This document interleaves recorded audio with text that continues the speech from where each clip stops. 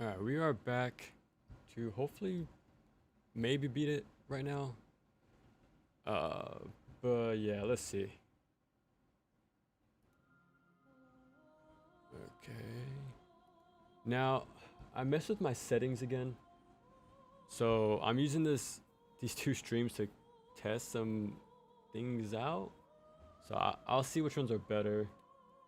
But yeah, trying to get that squared away before NG4 and Ragebound come out. But okay, I wanted to check this out before we get back into things. So it says, Nioh 3 is the latest game in the Dark Samurai action RPG series. Key elements of the game, an open world that challenges you to the fullest. So it seems like, yeah, it is an open world. Each open world filled with sense, tension, and characteristics of the Nioh series while also allowing you to explore to your heart's content. So yeah. Yokai, villages,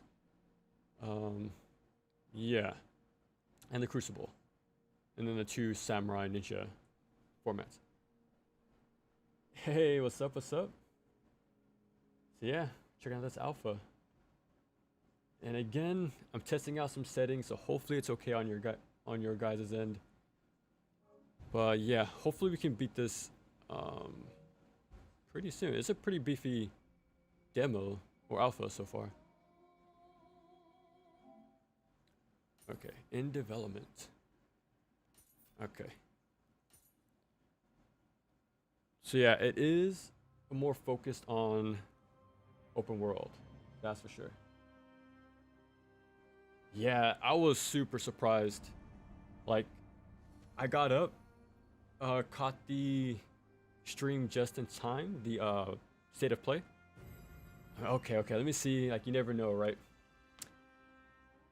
Right when I saw Koei Tecmo pop up, oh yeah, I knew something was coming. So, and then yeah, once I started seeing like the red aura, the art style and everything, I'm like, oh yeah, it's definitely Nioh 3. There's no way it's not. And yeah, we played it about 3 hours earlier today. Like as soon as it dropped, like I downloaded it instantly and played as much as I could. But I had to run off and go do some stuff real quick. But okay, but yeah. So just like we read, it is an open world, with little objectives, villages to take over, and yeah, it's not as open world like Rise of the Ronin. So I think it's just a few big regions at a time, and then you go from there.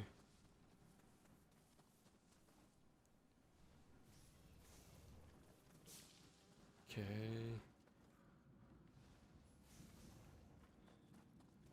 Yeah, hopefully we can finish it up today.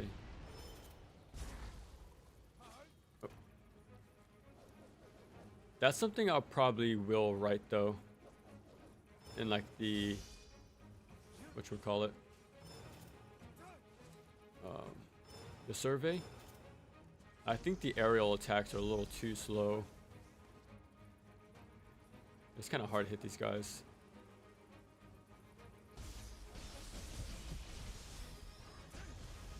Okay.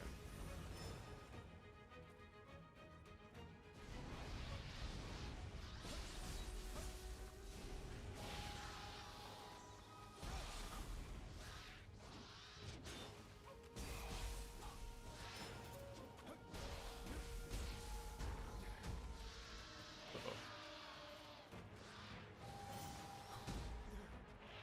Okay.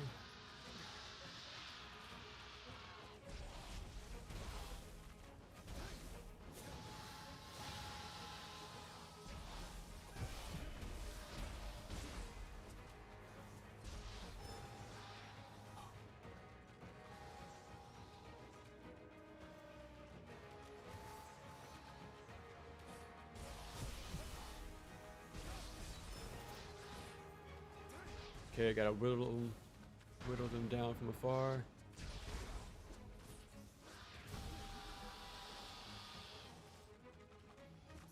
Okay, now we can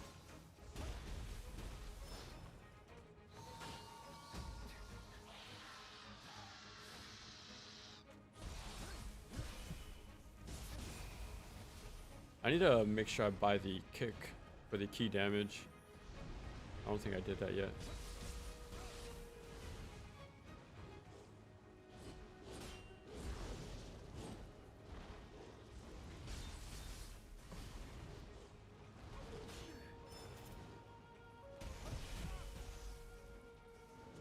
Okay.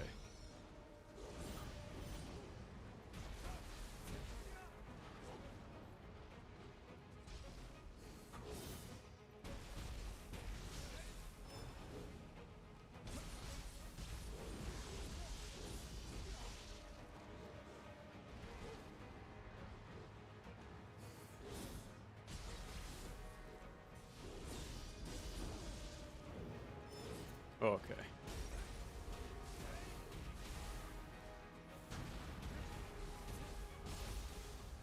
Okay. A little messy, but okay. Luckily, that was the last one.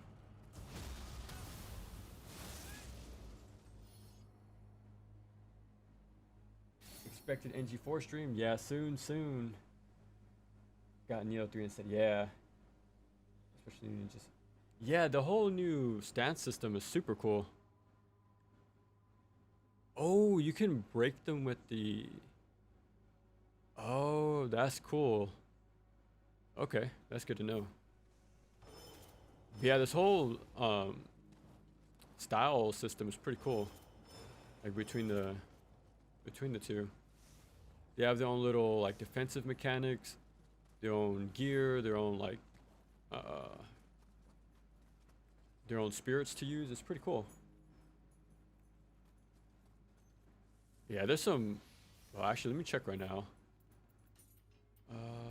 I need to buy the kick. Let me see. Because that does a lot of key damage. No. Oh, here we go. After a quick attack.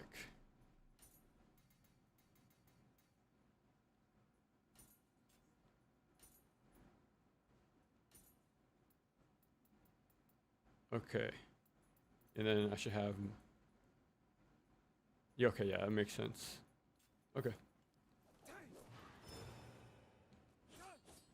Yeah, I need like a big key damage dealer. But yeah, this thing came out at a perfect time to really start testing out some settings before we get to those big NG4 streams in a few months. But yeah, we're gonna be really busy. We have NG Ragebound in about 2 months, and the NG4 right after, and then Nioh 3 very soon.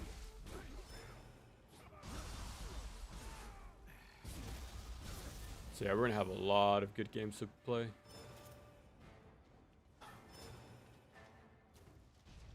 Okay.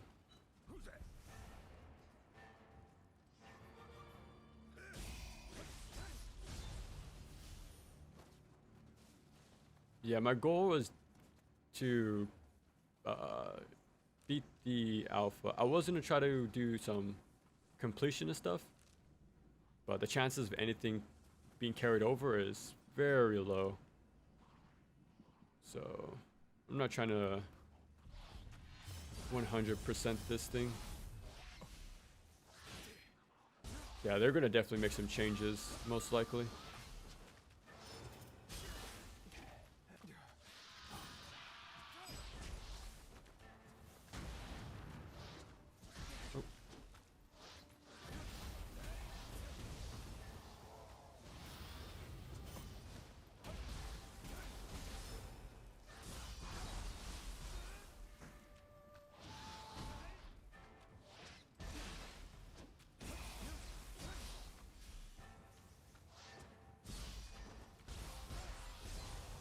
Okay, I need to get those. Well, let me see. Okay, I think I might be able to. Yeah, I might get that one to get the low stance. Yeah, to have that little retreat. I think that'll help a lot.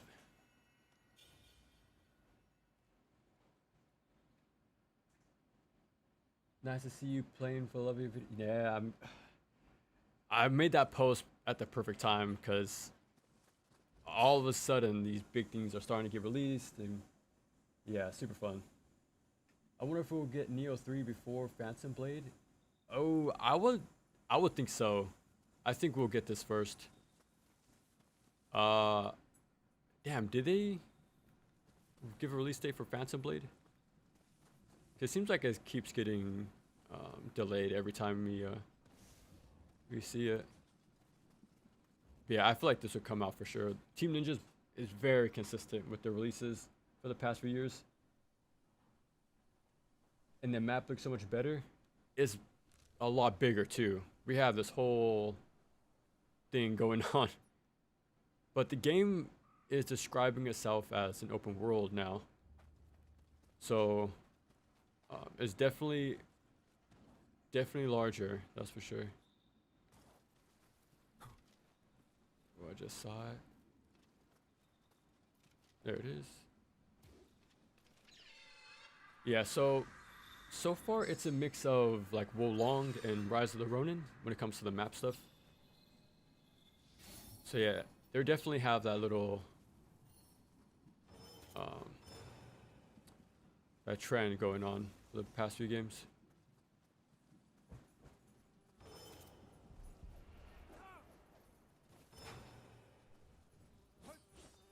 Man, these guys are really hard to hit.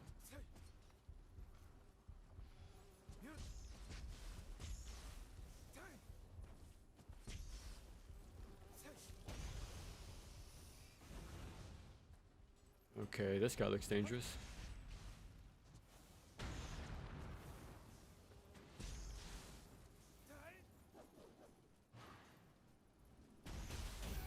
There we go.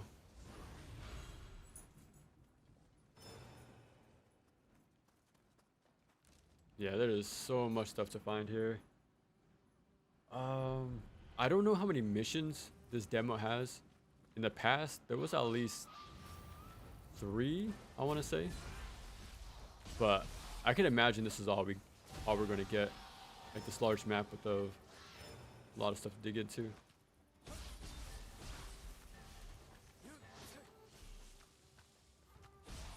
Yeah, I gotta remember I bought the kick and everything.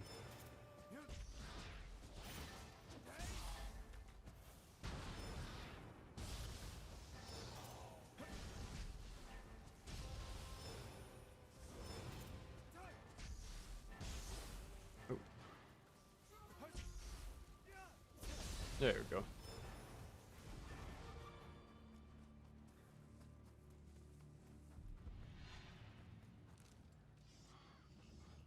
Looks like a dead end over here, but we'll see. Oh, they followed me over here.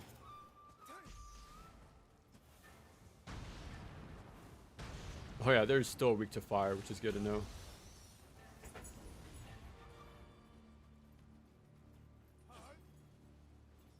There we go. Oh, I missed.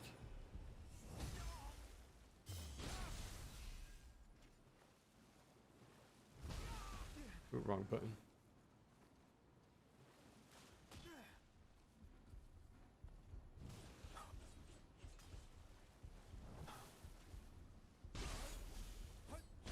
There we go.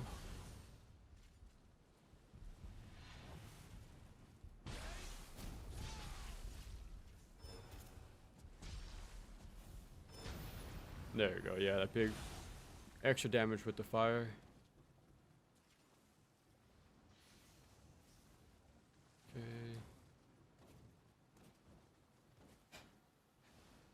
Okay, this reminds me of Ninja Gaiden. I doubt there's any wall running, but yeah, it looks like there would be.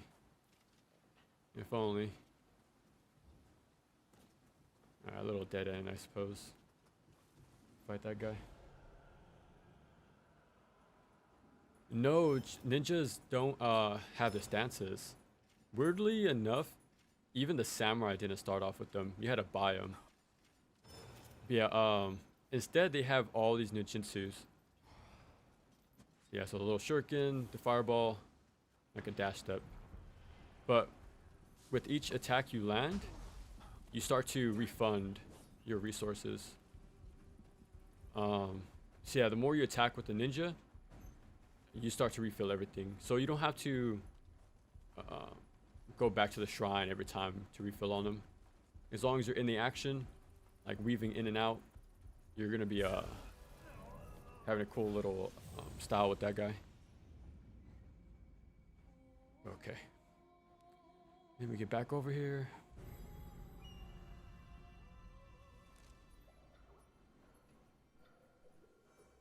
Where did I even go?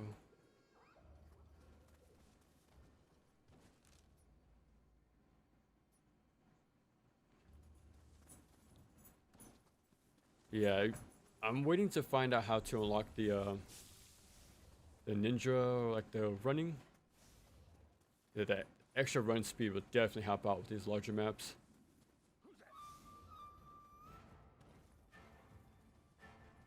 Okay, I'm just gonna keep running.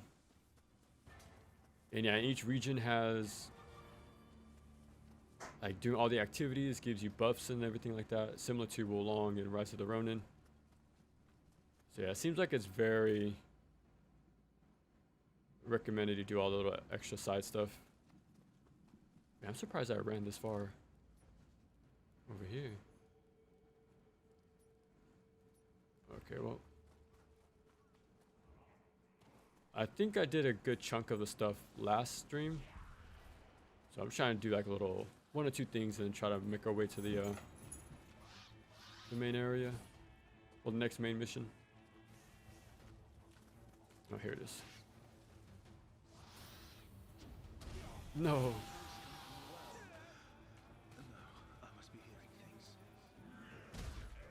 Let me jump off. Okay, we're good. Alright, let's see.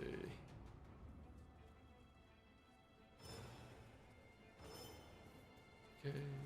Wait, I wanted to fight this guy.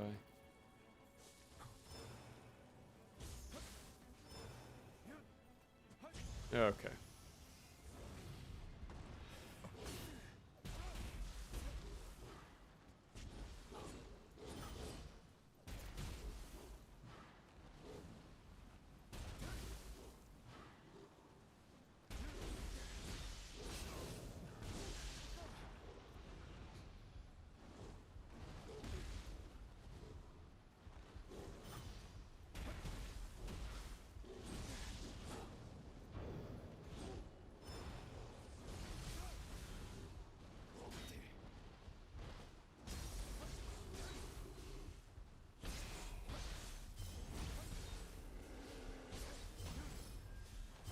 Oh, I'm surprised I didn't break his guard.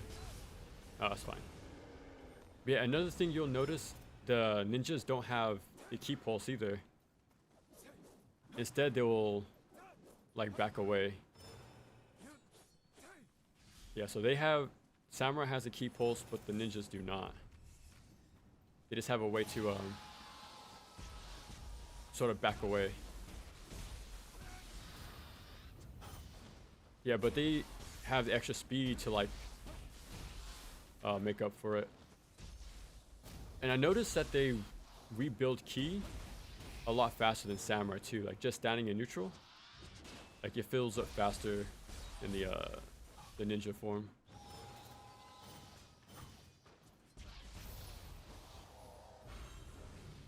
And that was the perfect dodge you saw. They get the perfect dodge while the Samurai has the perfect guard. So depending on what enemy you're fighting, or even just their attacks they do, you can just swap on the fly for whatever suits your playstyle.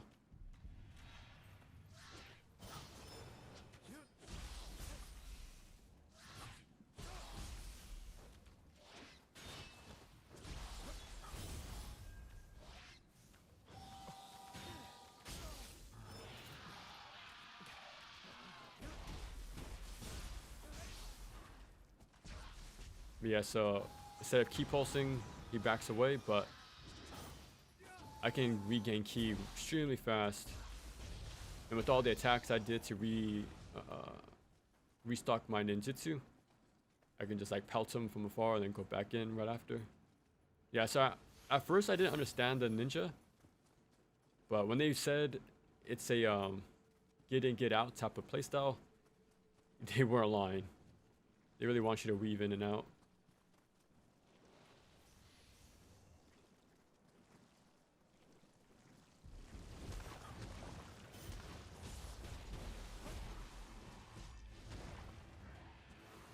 Get rid of this guy.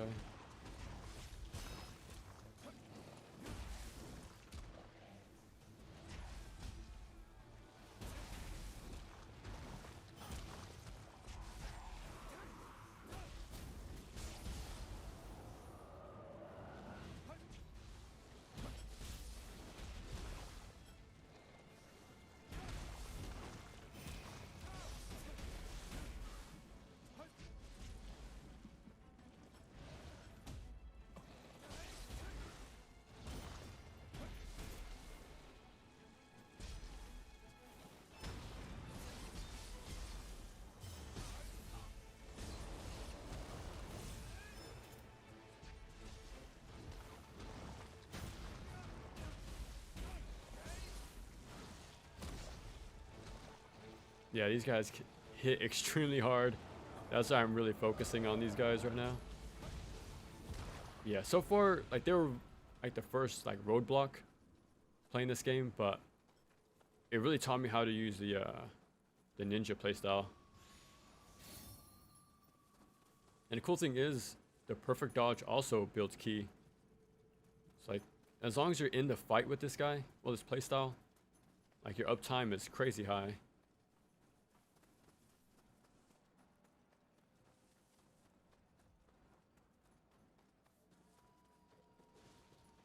Okay.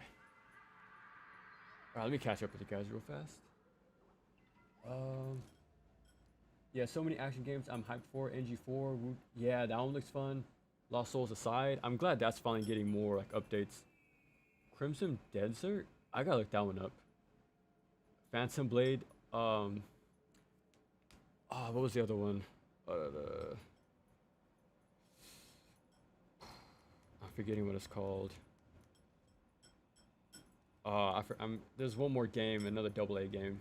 And Nioh 3 though, yeah. There's so much now, man. It's super cool to see. Ninja mode can't change stances. Oh yeah, like I said earlier, it doesn't. The Marvel Fighter, yeah, that looks amazing. The King is live. Hello, hello, welcome, welcome. But yeah, this game is super awesome. But yeah, the ninja stance does not have stances, but it's way more heavy on the ninjutsu now. And I didn't really use ninjutsu like in 1 or 2, but the fact these like refill on attacks, like it's way more smooth, and it rewards like evasion and then timed aggression. Like it's super fun. So I can snipe one of these guys.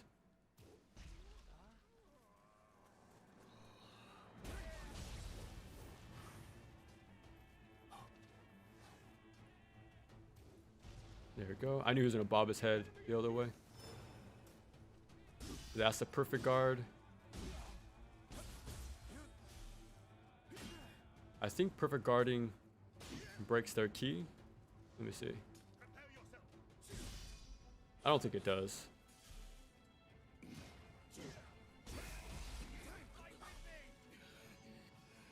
Oh, I tried to do the EI strike. I didn't hold it.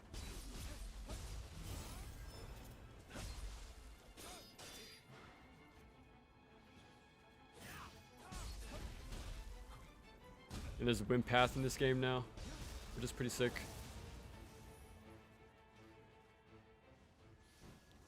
Yeah, the samurai doesn't have that little extra mobility stuff, but the ninja does. And hopefully with future upgrades, he might start playing like Ryu, which would be pretty cool.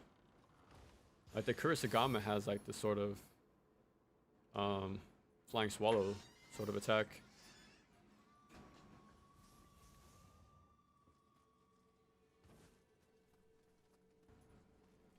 Okay, did I?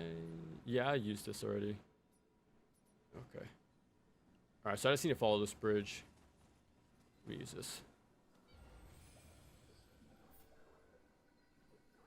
Oh, where winds meet? Yeah, that one, they only showed it off once, and that one looks super good too. Okay, let me level up.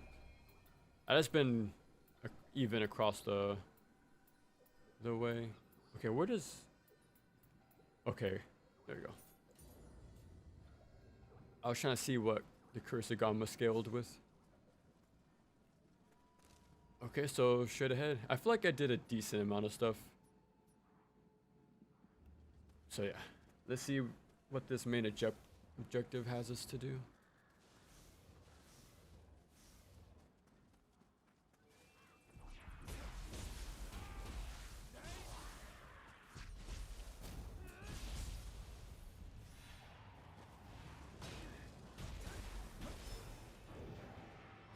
Oh, it's early.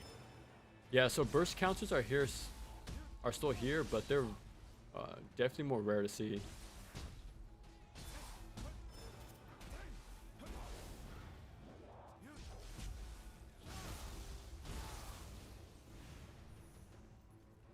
Someone was trying to shoot me, but we'll keep it moving. Oh god, what is this? Okay, we fought this thing earlier for a side mission.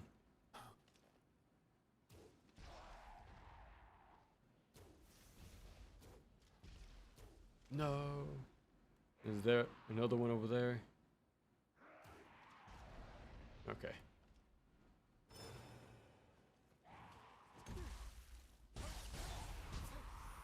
Okay. Oh, there's a few of them. Okay, I definitely don't want to fight all these guys. When I'm fighting the big one.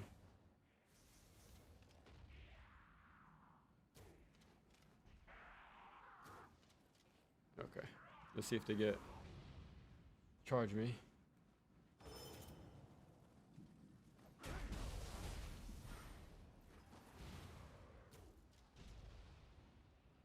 I guess I forgot it existed. Fine by me. Oh, I hit his toe. No. We gotta go in.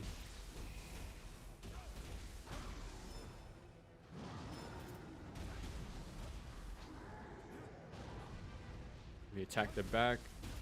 That's a weak spot.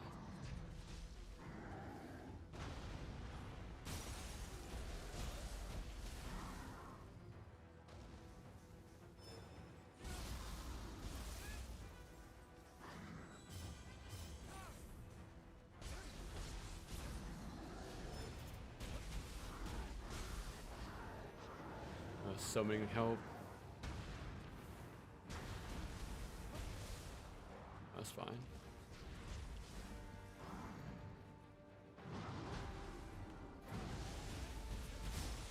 Okay, that's another piece broken.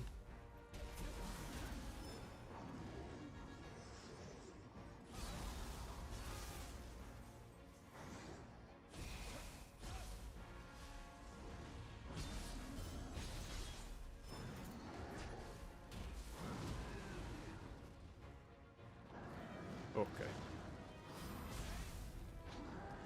Oh, I almost got... No, we're doing so well. Yeah, I should have just went for the heal.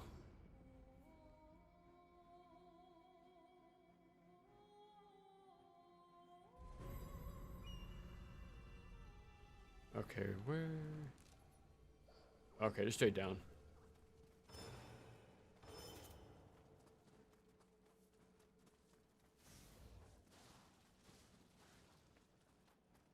Okay, I don't think these guys will follow me too far.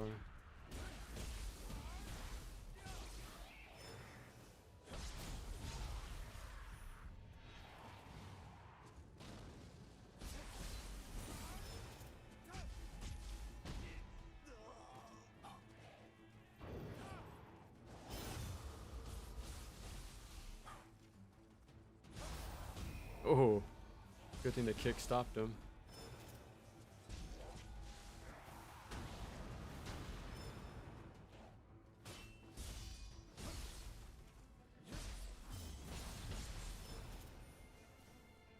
Okay, time to snipe some little guys.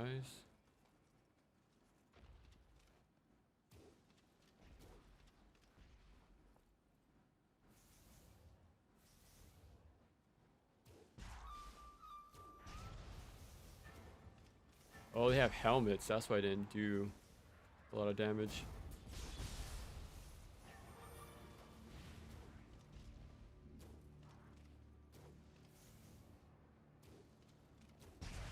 Okay.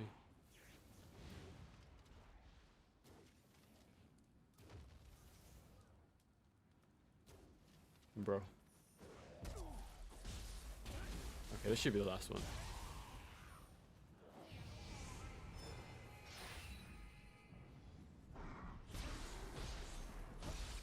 Get a jump start on this damage.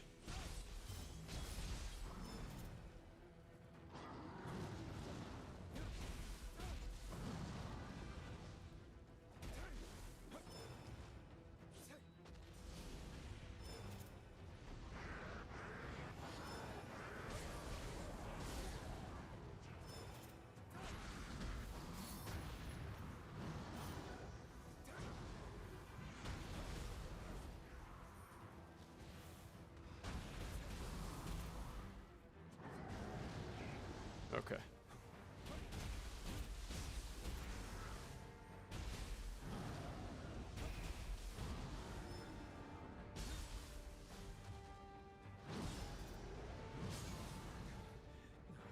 And the ninja can't get rid of the pulls either. Only the samurai can. Oh.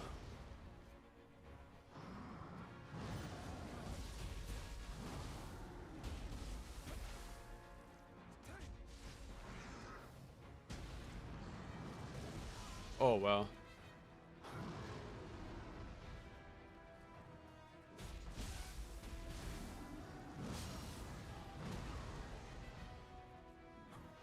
Oh, he delayed it. Nice.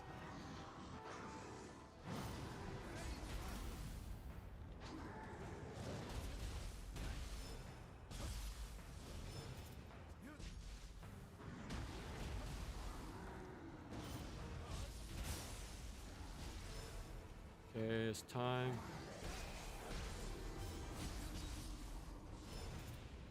Quick.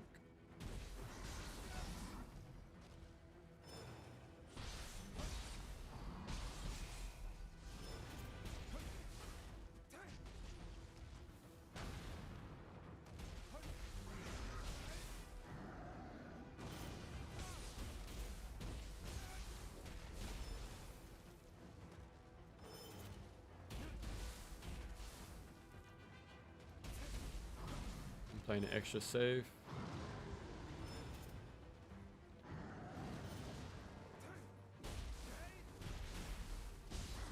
Okay.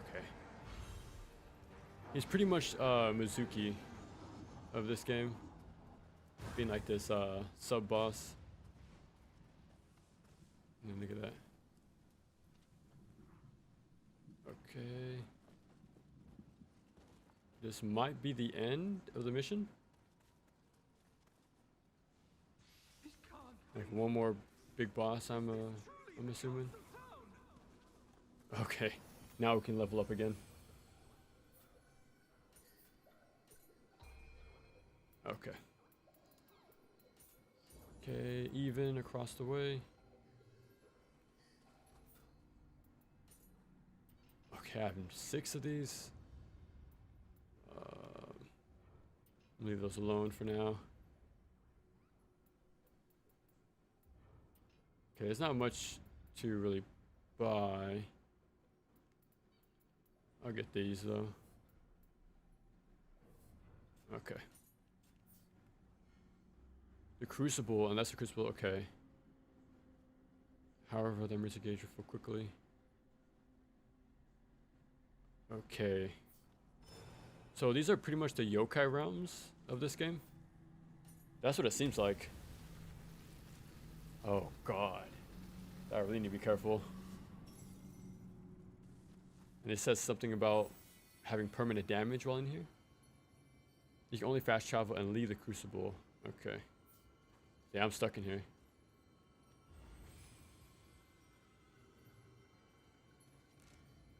Mission limitation during. Okay. All right. Do you think that creature was born from the Crucible? Oh I've crap. never seen a yokai like it before. Well. Yeah. So this is some. That's pretty cool. Those two two different areas. What's the situation? Like a yokai thing. Is my lord safe? Okay.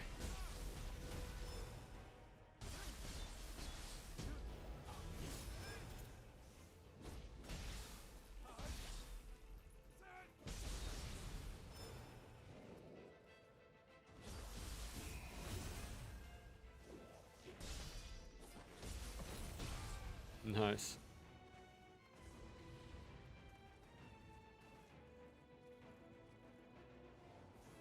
Okay, I'm not sure how thorough I want to be, but Well, that gave me a shock. Was that Kusanagi's light? Now Tora spoke of purifying the Crucible, but it seems this Okay. light may guide you on your way. oh, quick.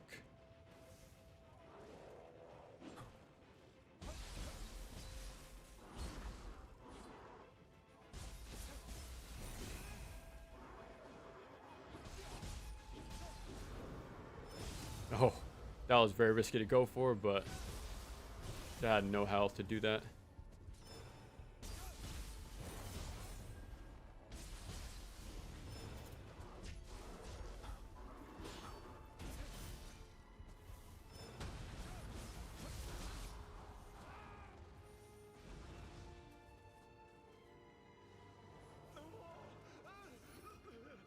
Mercy! Just kill me, please! Uh-oh. Oh, a little platforming? Oh, that's new for this series. Look at that. Now let's see if they use it in combat, but I'm still waiting for like low sweeps and all that. But so far nothing.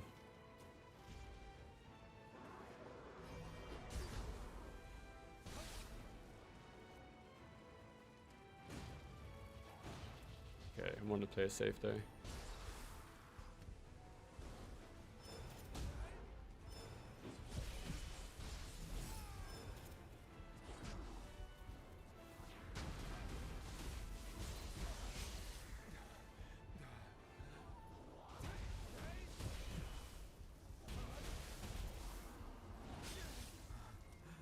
Okay. Oh, couldn't make it in time.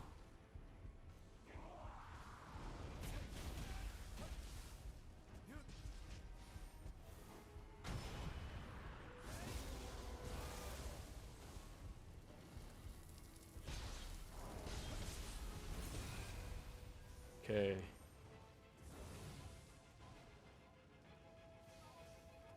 You there! Don't let that blade get near the smoke!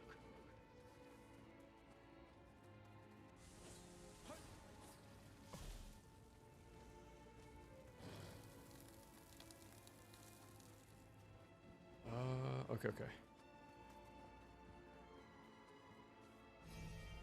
Yeah, so this is way more cryptic than the open world areas, which I like. This is way more whoa, similar to the previous games. Okay, I like how they're still adding how many new enemies you've been seeing so far. Oh no. Okay.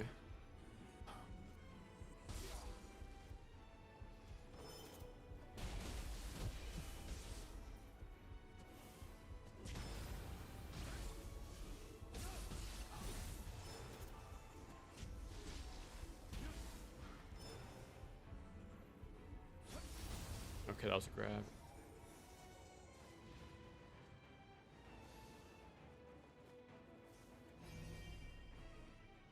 Okay, I'm assuming this is the right way.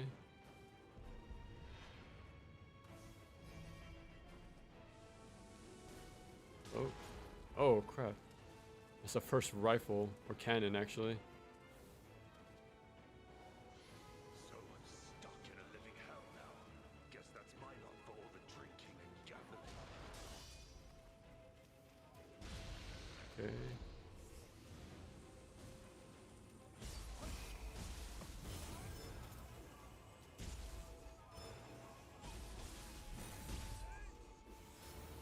Oh crap.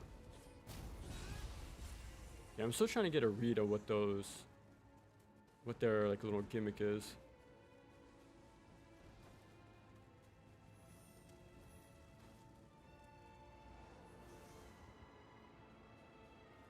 Okay, let me see. Okay, I'm assuming this is before Nioh 1 because of Casper. Oh yeah, that is true, huh? It probably is. Yeah, I didn't even think about that. Like where the fits on the timeline. I kind of forget. 2 had the whole time travel stuff, well, the jumping between time.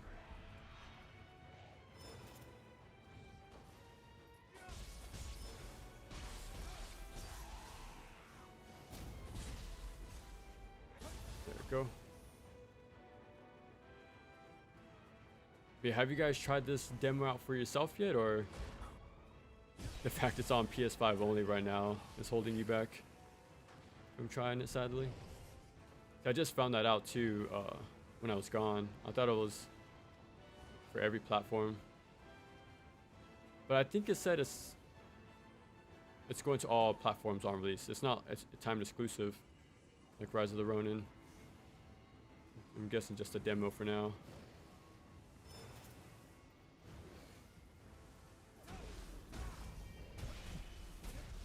Okay. Oh, I still get the fire buff too. Nice.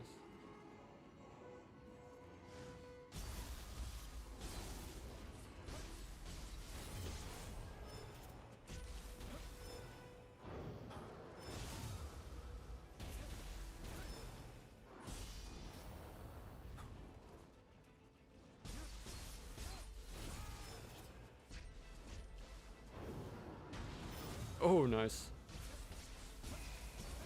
Nice, that was sick. Oh, we're still not done.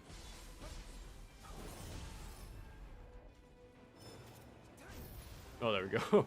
Just one little tap. Yeah, that's where it all works. Like the perfect guards, the dodges, weaving out between styles for the certain like utility stuff. Super fun.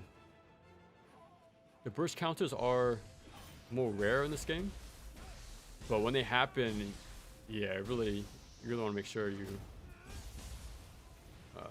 nail it. It looks like there's only one type of burst counter though. There's not like feral and all that.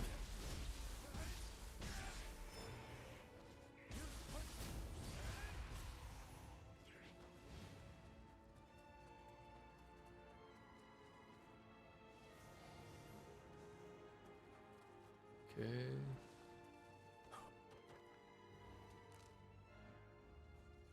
Geez, this is like a whole nother region on its own, this little spot. Okay, so I pretty much did all this. We just opened up a shortcut.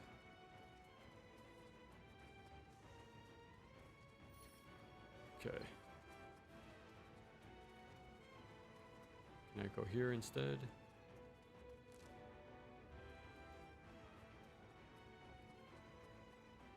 Yeah, I think I just did this part.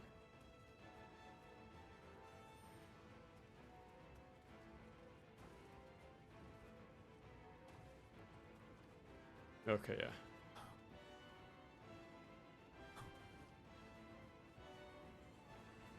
Let me see. Not surprised this alpha is console only because the PC players would data mine. Oh yeah, that is true. Yeah, huh? We'll probably make it playable permanently. Yeah, that happened with a lot of fighting game alphas and betas. You're right. They didn't want us to know too much so soon. Okay. Do I want to go down there?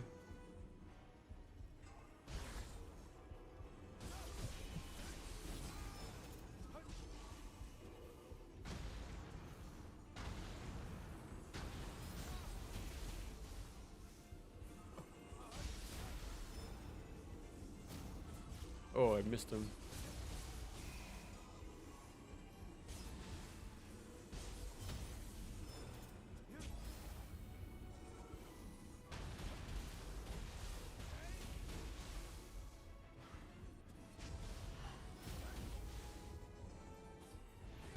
Oh, I'm surprised he didn't hit him.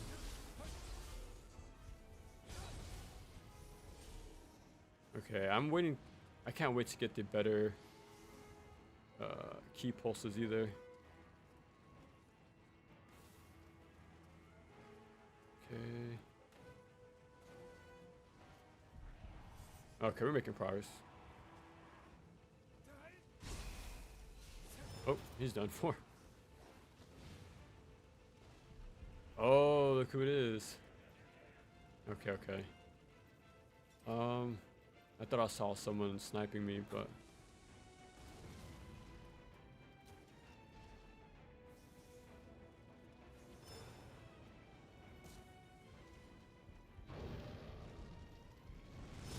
there we go.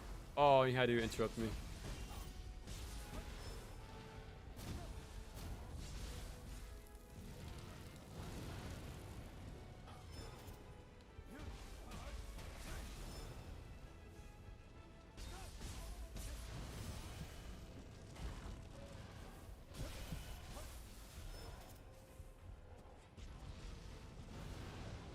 Oh crap. The other guy, he's still alive.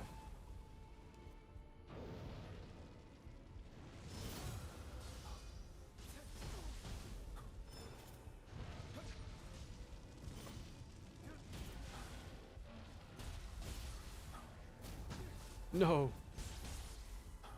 There's no iframes. Oh, and I have no more elixirs. Okay, we put it all on the line for that.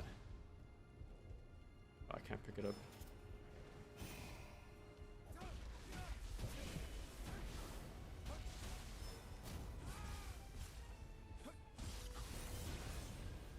Jeez. At least there's a shrine. I hope. Okay.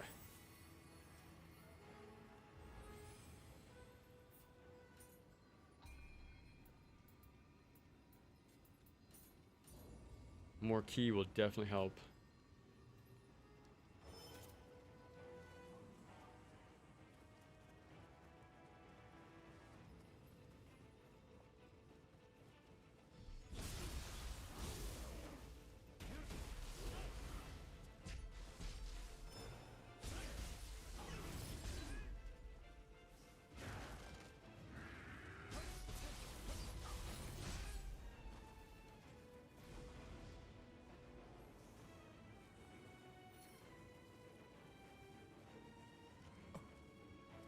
Okay, I thought that was a perfect setup to get me from the sides right there.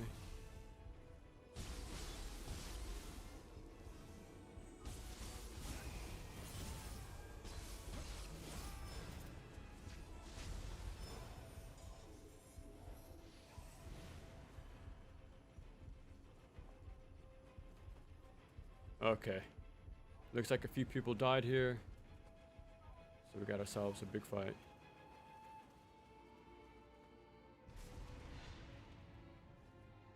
New enemy? Okay. We have... Okay, okay.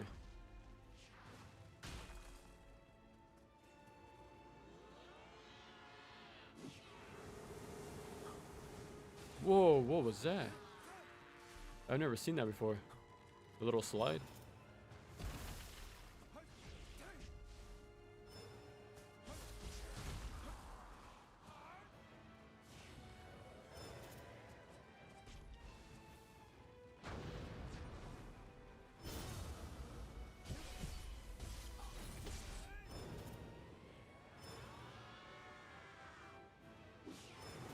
Oh crap. Yeah, those burst attacks have quite a lot of delay to them. Oh wow, that was a lot. That followed me. Instant kill.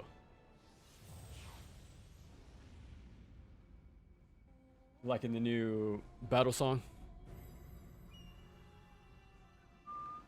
Okay, at least I wasn't too far.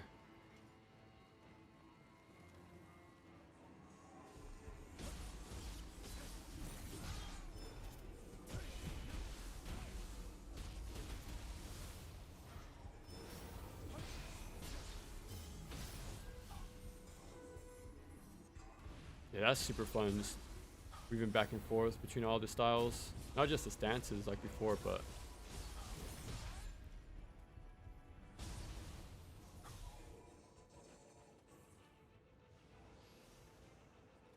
okay.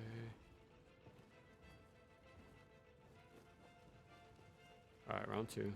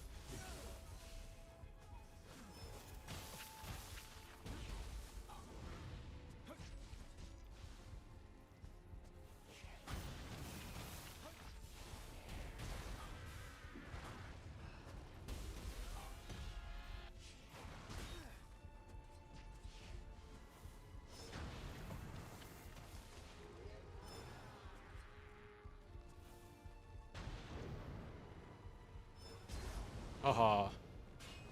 Mistimed it.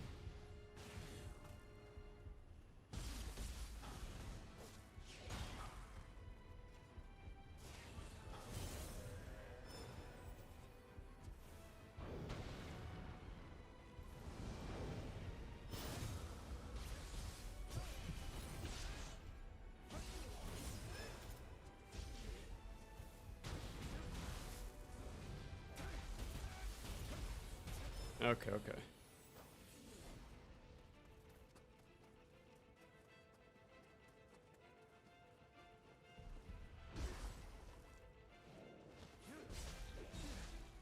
Nope.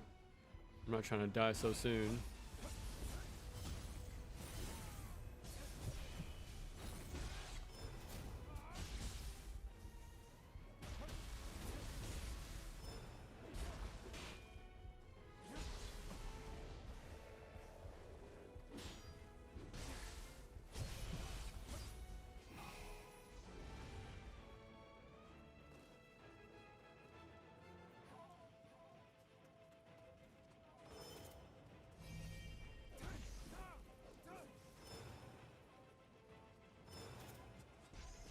There we go.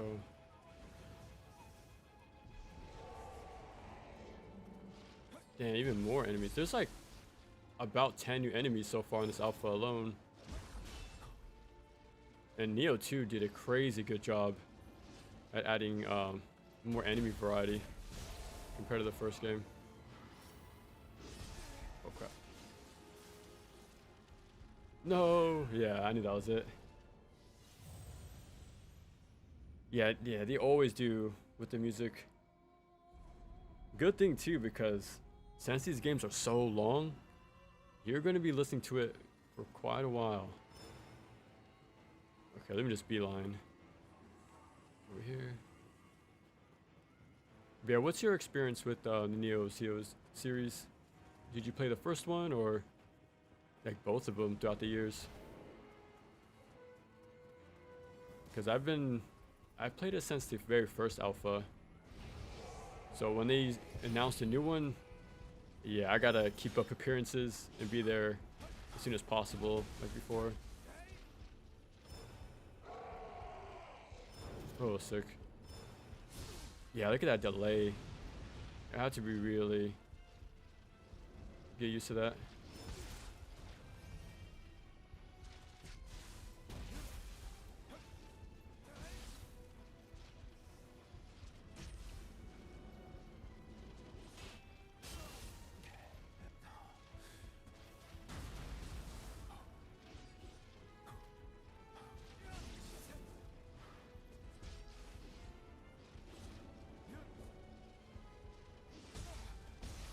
Okay, yeah, very tricky enemy.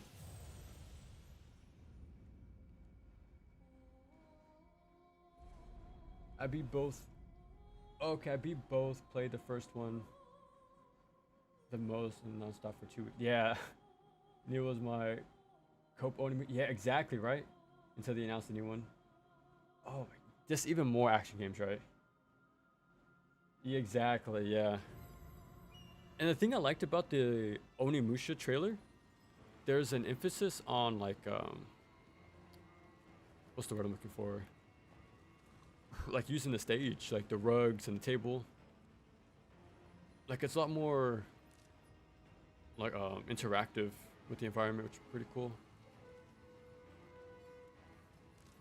Okay, where did I think this run past here?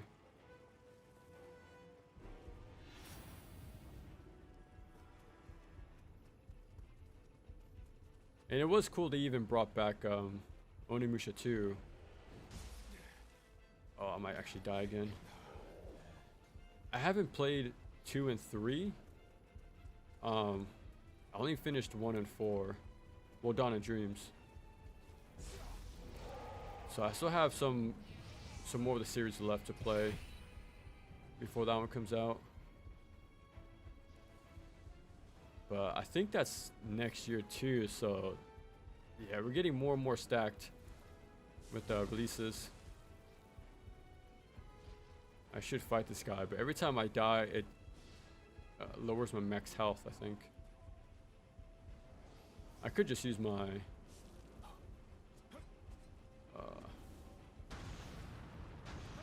my form. I'm dead. Okay, yeah, so we have a more airborne enemy. So that's something I gotta get used to. And fast too, because there's a shrine right here.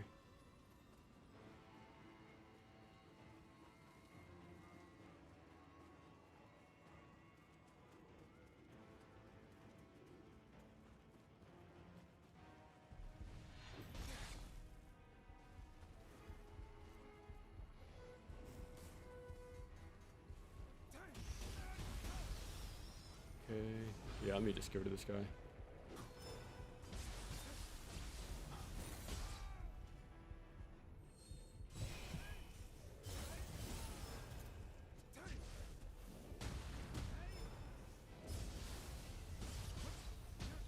Okay. Okay.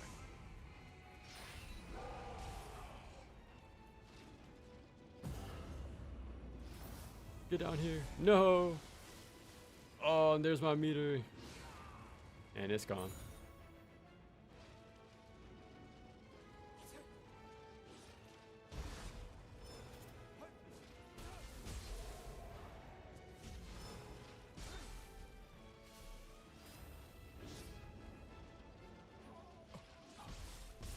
Man, yeah, this enemy's tough.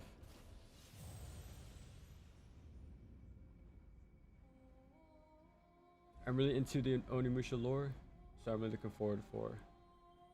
Did it say where it is in the timeline? Like, is it after 3 or? Well, I think Dawn and Dreams is way ahead of all of them, from what I remember. I think the opening stage is like a huge giant mecha enemy at the beginning.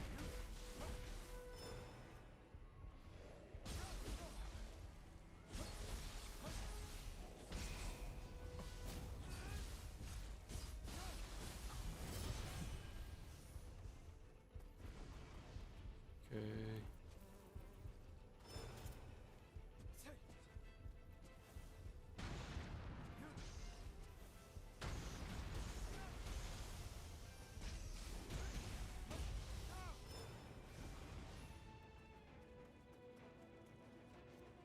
Okay.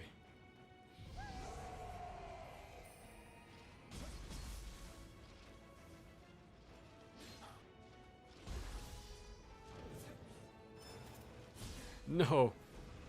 There's a huge delay.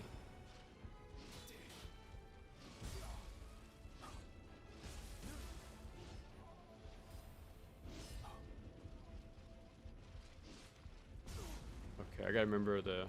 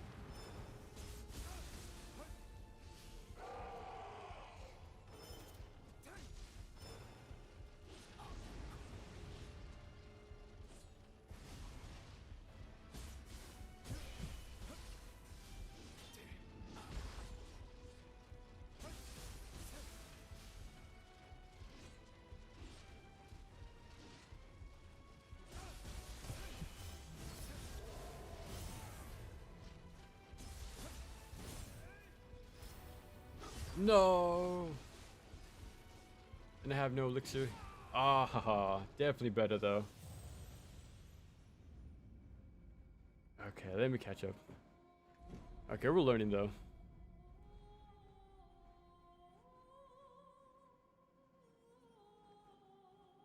Three is amazing, very cinematic. That's the only thing I know about three. My uncle had Onimusha 3, and I remember watching that opening. Dude, yeah, that alone made it a classic. They got rid of tank controls. Okay, he's making a comeback. Yeah, especially with two, surprisingly getting a remaster. I remember hearing Warlords remaster didn't do too well, but at least two is here now. Far in the future, yeah, definitely. I always felt like Dawn of Dreams was proto Nioh. With the it's definitely more on the action RPG side, especially with the gear, all the like party members and stuff like that, and even like its version was it of the Dark Tower, about like the realm. What was it called from Nioh 2? But yeah, stuff like that. Always felt like it was a proto Nioh when I played it for the first time.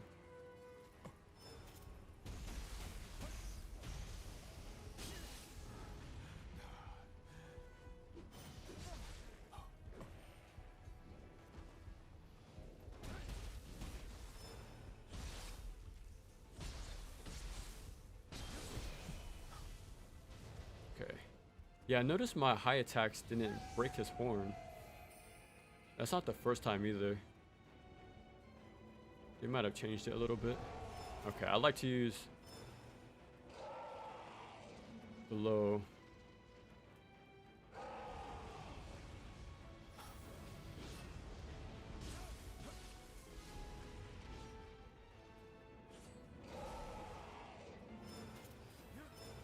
Ah. Damn, instant kill. I might just have to ignore this guy.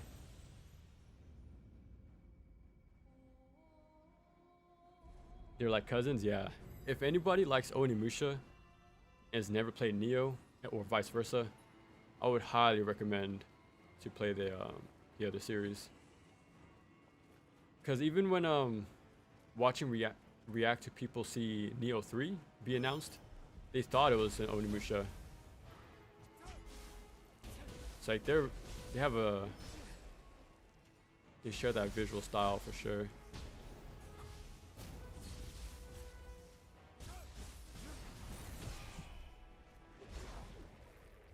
Oh, that bug's gonna snipe me.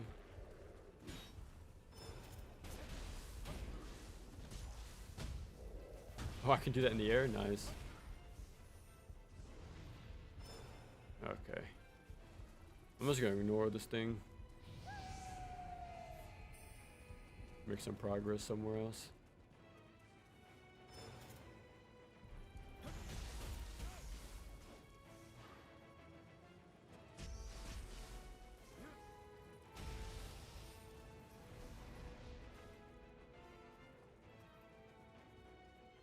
Speaking of having similar visual styles, have you played or seen much of Kunutsigami, the Capcom game that came out I think last year? Because that was another game that people, even myself, I thought it was a new Onimusha that I was looking at. So if you just like that sort of that style, I would definitely recommend that game. Different gameplay, but the theme alone is worth just enjoying.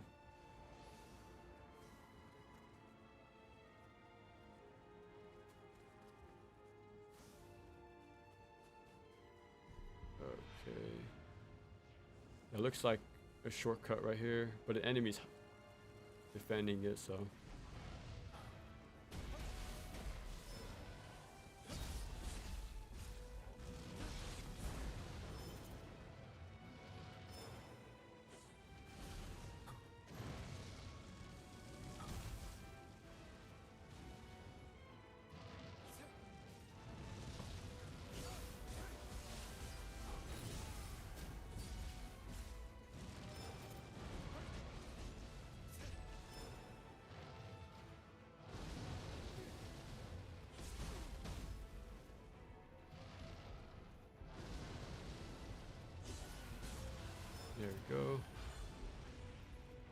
Okay, now we have ourselves a little shortcut.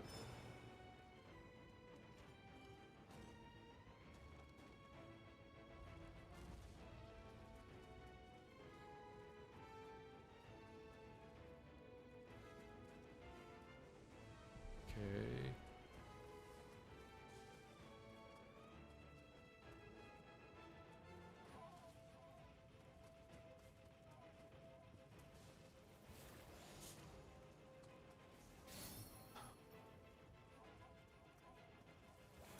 Oh my, I have so much Amrita to spend. I probably should have killed this thing too.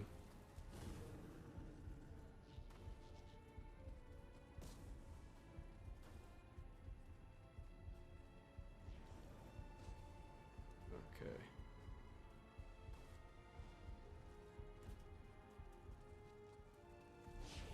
Oh god.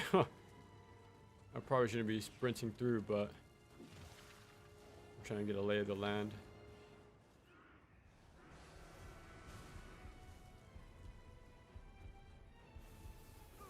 Okay. Okay,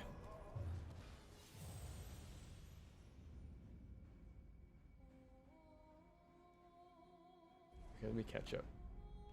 I tried getting so many Nioh players into Onimusha, but they're still mostly PS2 only. Oh yeah, that is true. There are... Yeah, they're not easy to obtain these days. At least Warlords is, but N2, right? So that's definitely a lot better than before. I like the visual style of very Clover Studio. Coded, didn't care for the... Oh yeah, the look is amazing. Gameplay, definitely like an acquired taste type of thing. Like a real-time action with like, how would you say, like the strategy, placing your units, defending the cart, the time thing. Yeah, there's a cool little mix going on, but I like how different it is. Okay.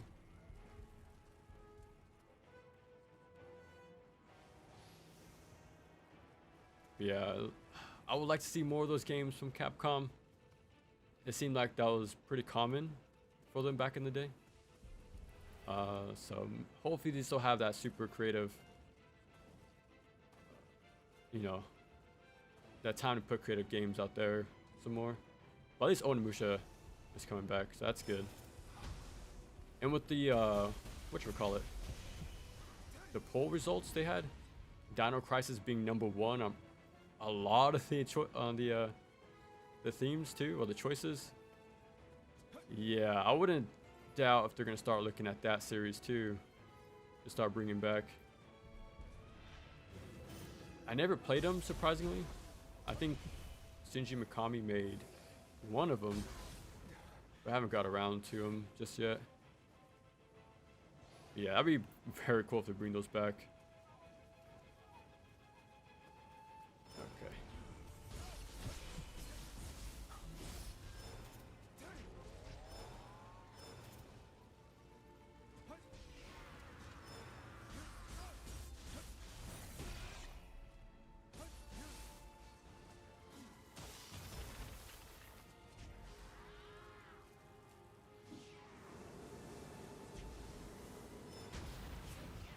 Oh,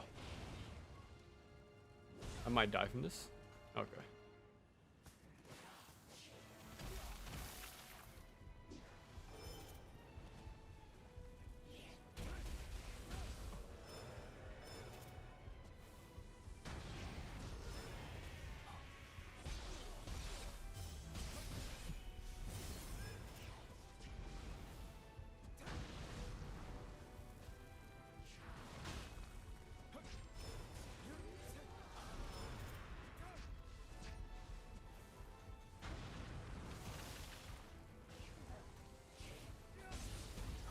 Okay.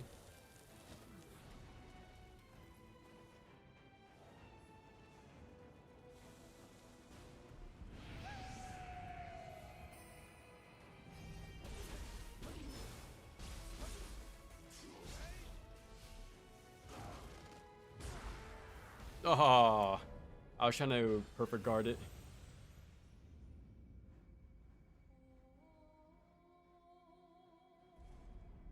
Okay, have you played Otogi Myth? I I've played a bit of 1 and 2. At the time it was very different to play, so I didn't get into it too much, but I want to though.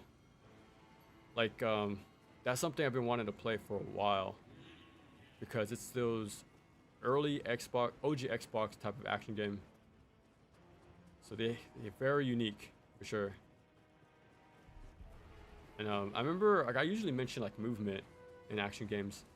And since that one's more like floaty and more like more airborne, especially the second one from what I've seen with the whole stage destructions, I think that'd be very interesting to see. Because to this day, you don't really see a game like that.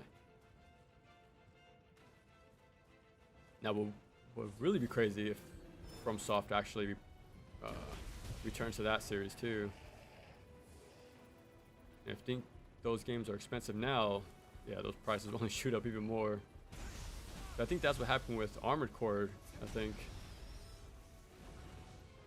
Just popularity brought its name back to being relevant again. Let me harpoon get up here.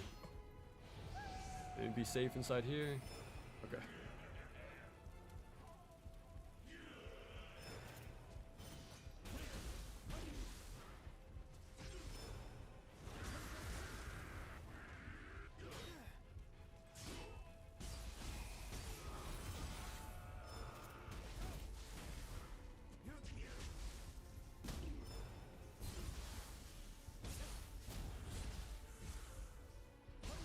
Go. Yeah, I need to start using Wind Path, but unlike Ninja Gaiden, Wind Run doesn't exist.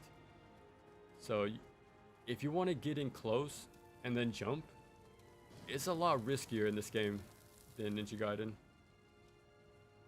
So it's a lot more riskier. Okay, I don't think it saw me. Okay, good thing too, because I'm having trouble with that enemy type so far.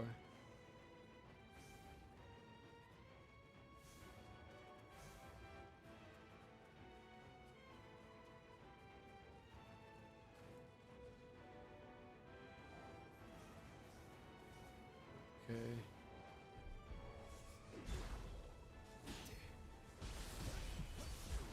Oh my goodness.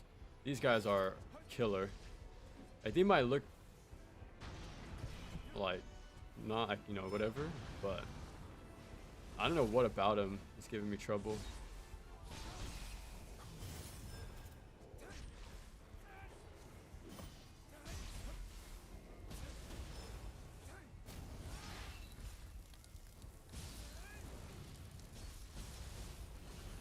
Okay,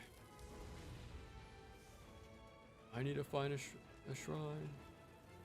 I need to level up for sure. Look who's right there.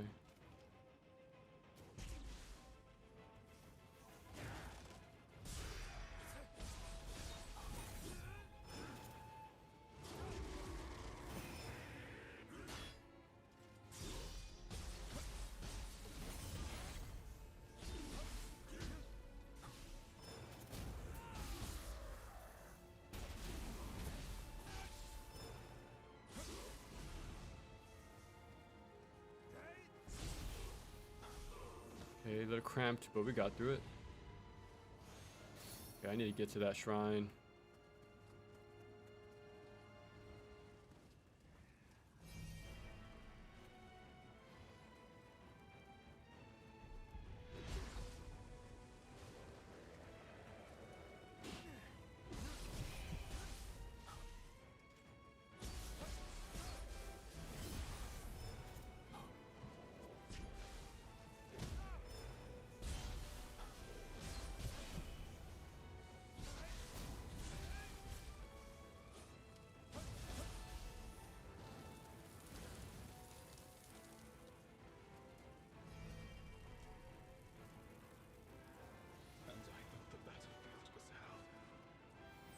Okay. Alright, now we can save. I can level up. Okay. How many levels? 5? Jesus, I see. I knew we were doing a crazy. Okay. You just woke up. Yeah. Nioh 3. The alpha just came out. Better start downloading. I thought Extra Prime was a Dino Crisis remake. Yeah, same with the whole dinosaur, right? Everything. But maybe just an offsuit, I guess. Otogi does Shinto horror so well. The music, characters, atmosphere. Yeah, that was something I definitely liked, was the atmosphere of that game and enemy design. I really enjoyed parts of Exo Primal, but Capcom fumbles it so bad. So many people don't know how peak it can get. Do you think it's because of it's an online service game? Like maybe people didn't catch on because of that?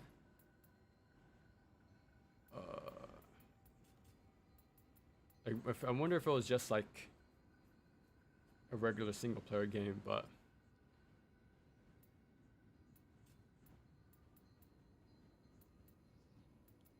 there we go. I should look at my skills too, actually.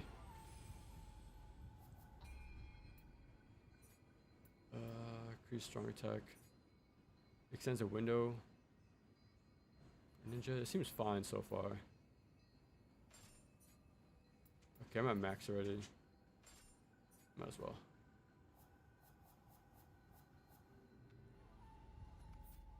I think this is the boss.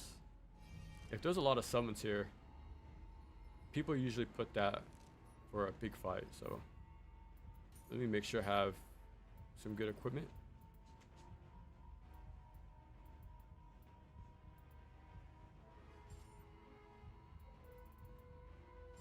Put that on. Okay.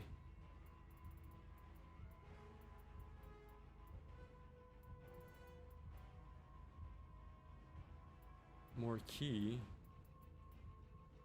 Yokai round resistance life.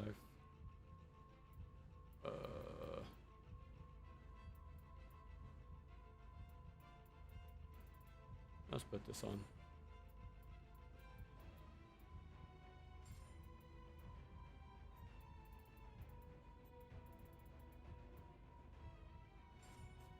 Okay.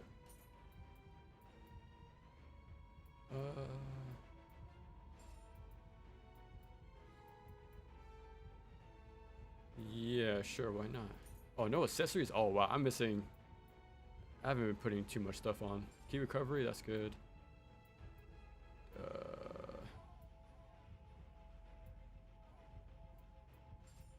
Medicine efficiency, yeah, I'll put that on. And then I need to do that again for this guy.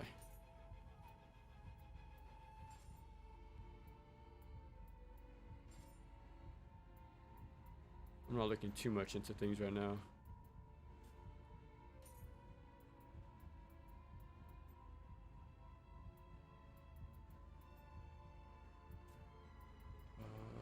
Yeah, let me put some new stuff.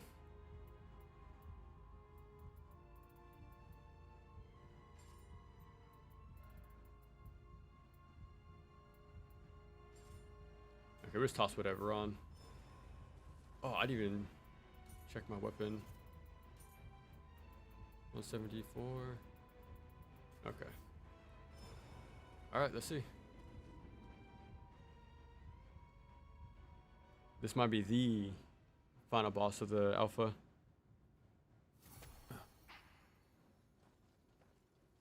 Oh, you can't download it? Yeah, I heard it's only on PS5 right now. That doesn't mean it's a limited release on PS5. I think people seen that it's day and date on every platform, which is good. So yeah, but it comes out in 9 months or so, which is crazy close. Like Ninja Gaiden 4 is already super, like, you know, around the corner.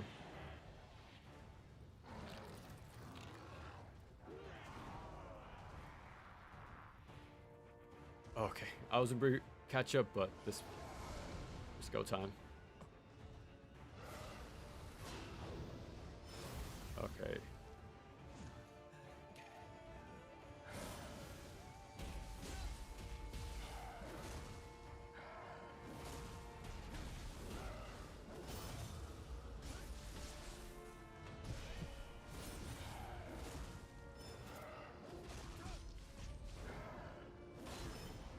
Yeah, I gotta get used to delaying it.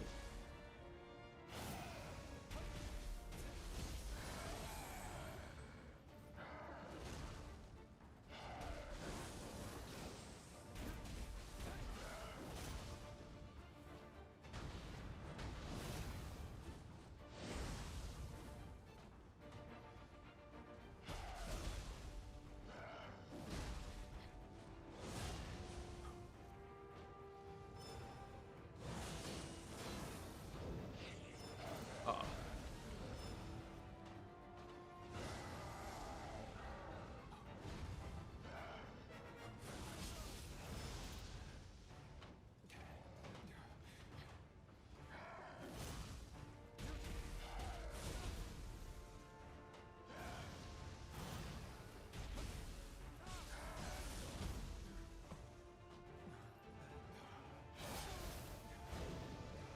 Ah, so I gotta hold on just a little bit longer for those burst counters. There was some problems with the game structure and progression that made the game hard to get into. Okay. Like if you weren't there since day one, like you were kind of left behind. And I'm sure they released a demo on PC since it's just, yeah. Yeah, hopefully too, because more people would get their hands on it, the better. Especially for the feedback part at the end. Okay, skill management. The only thing I can say, I feel like the air attacks are really, like, it's really hard to hit even the slow bugs. So I'm not sure if the attack is just so slow to come out or something.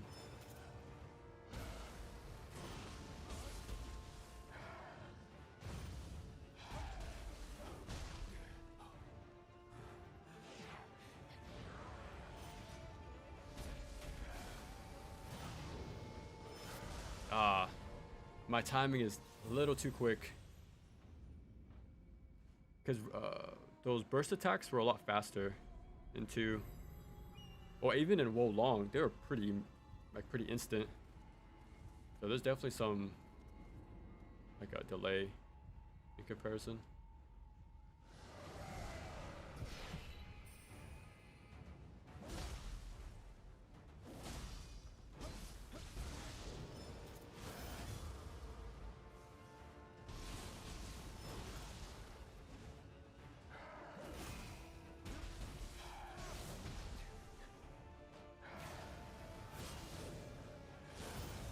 Okay, I actually got it.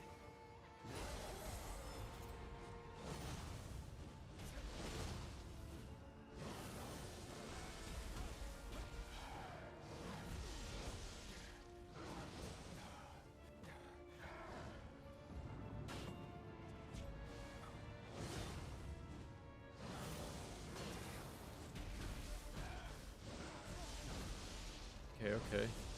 Slowly learning.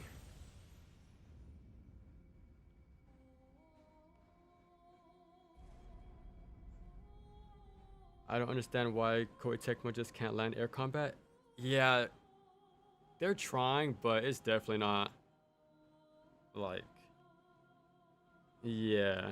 I think Wo Long had to jump first, like for the newer Team Ninja games. And Rise of the Ronin as well. But yeah, it still doesn't feel right. I'd imagine they're definitely going to improve the demo since Stranger Paradise has. Yeah, they would definitely make some big improvements. I'd like to see what other, like, takes people are coming up with. Because right now for me it's just the air combat.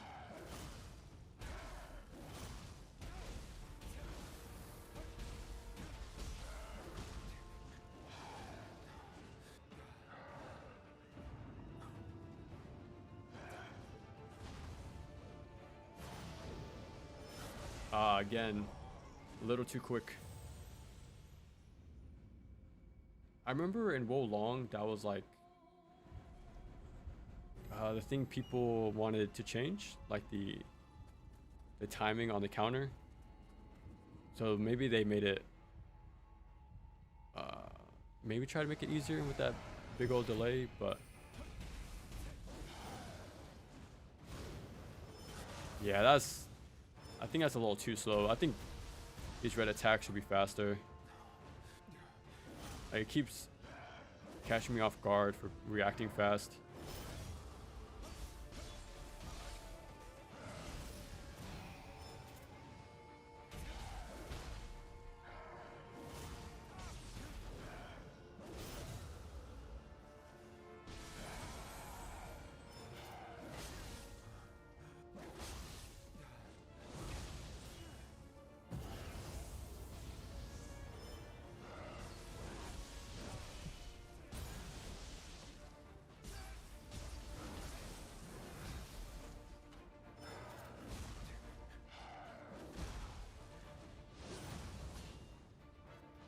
Okay.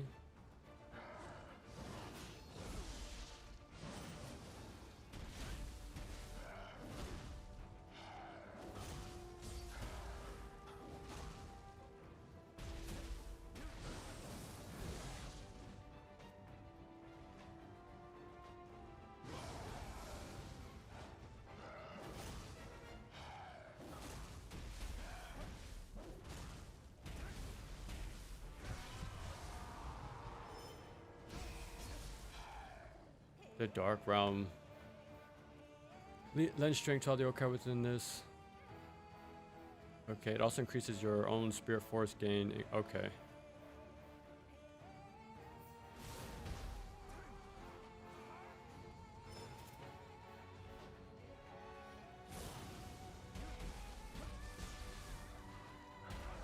I like how the music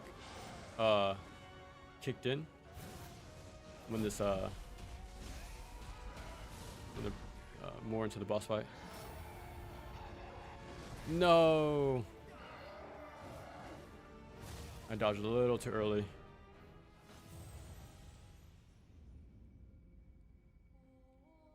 I hate how slept on SOP is. Yeah, it's my favorite combat, even more than Nioh 2. It's a really underrated game. Even back then, like, as soon as I played it, I knew it was gonna be underrated. Like, even now, like, after all these years, it's still overlooked. But in time, in time. I love the timing of Wo Long. That game's somewhere else. Yeah, I like the timing of Wo Long.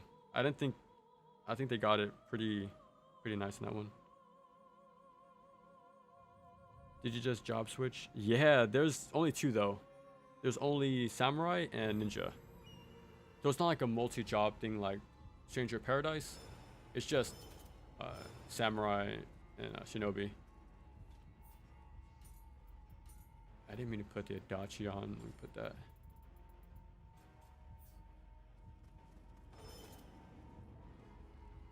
So yeah, this game definitely has a bit of everything. Like, since Nioh 2. Like, each game they've made sense definitely is in here.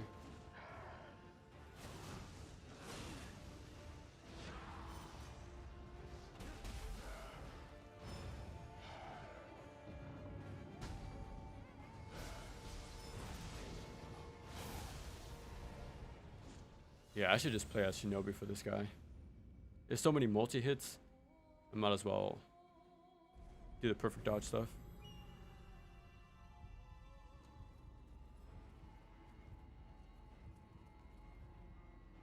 Oh yeah, Stranger of Paradise, yeah.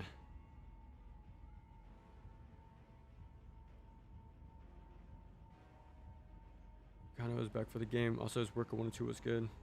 Oh, I'm not familiar with that name. I'm guessing they did like a lot of contribution for the first two.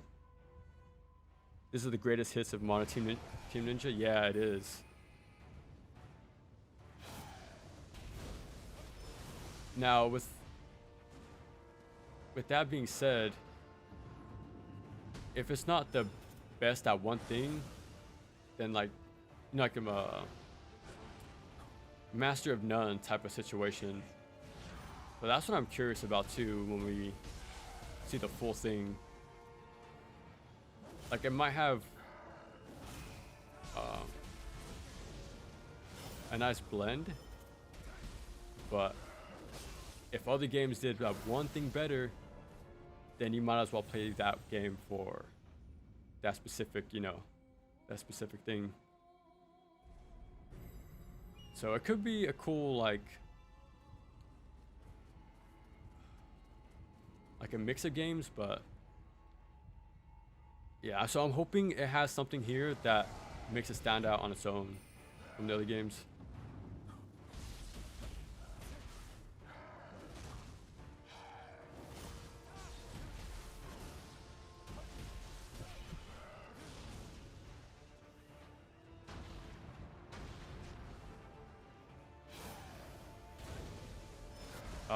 'Too early again.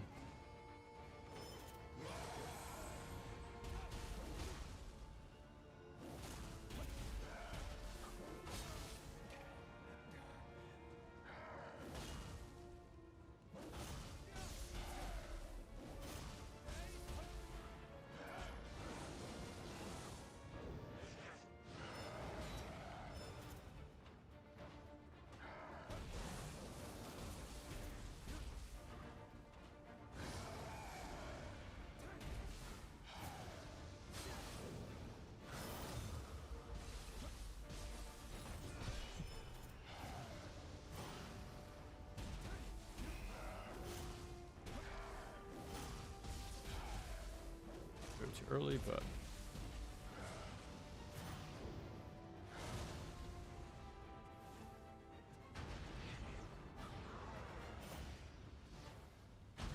I'm really liking the perfect dodge.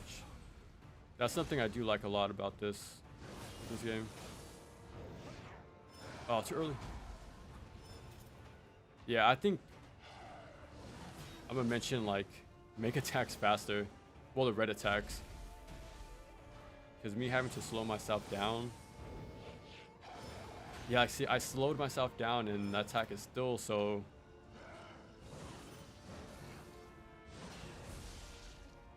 Yeah, I'll make those attacks faster.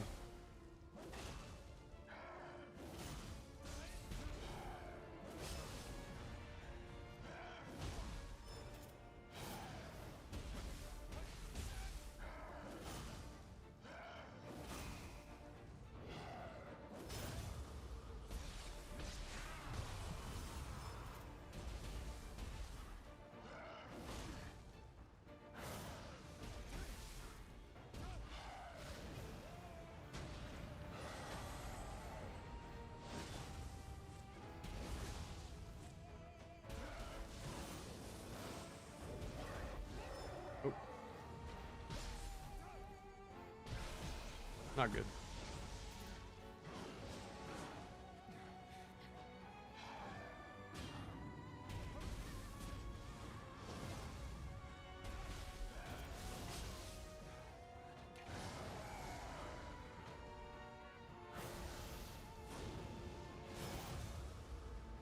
I got no more elixirs.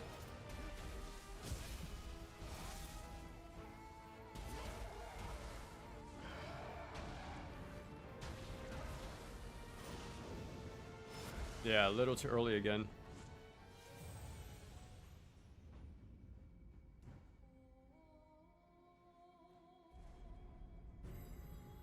Okay. Definitely making progress though.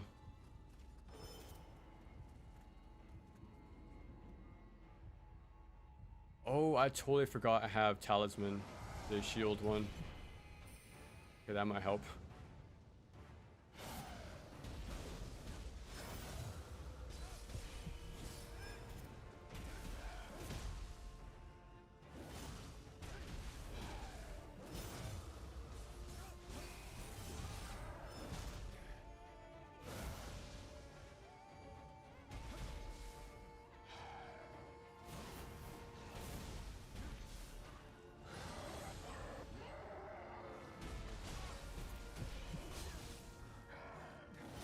Ooh, perfect timing.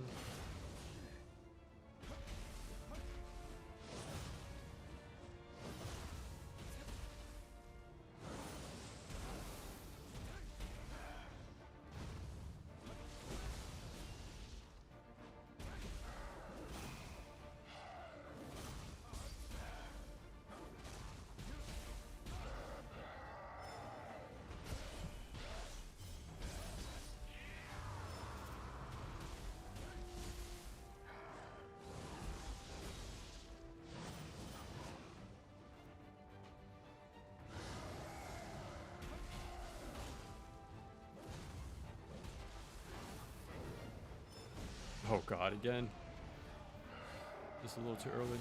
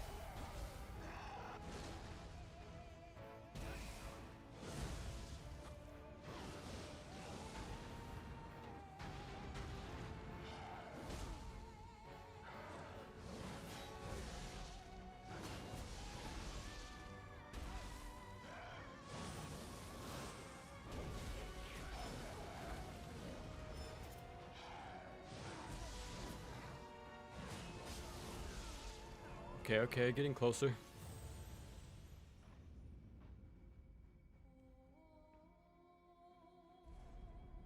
Okay, let me catch up.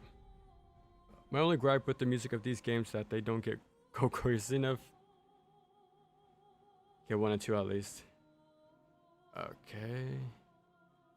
For Stranger of Paradise, yeah, I already have a video on that one. I made one soon as the game released, pretty much. Yeah, as soon as that came out, I was all over that. It's one of my earlier videos though. So yeah, might be pretty rough. But it's there though. Is a composer? Oh, okay, okay. And for the JoJo anime? Oh, nice. Okay, the thing is, if it doesn't master new additions, it mostly matters that it proves upon Nioh 2. That is true. Like,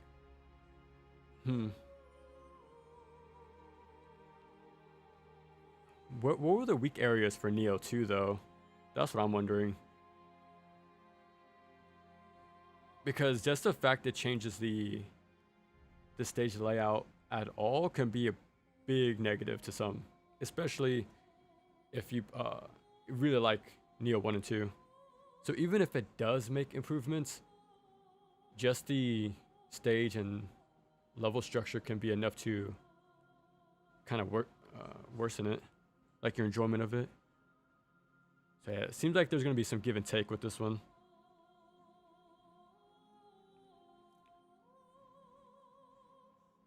Oh, so we're not getting a second Stranger of Paradise?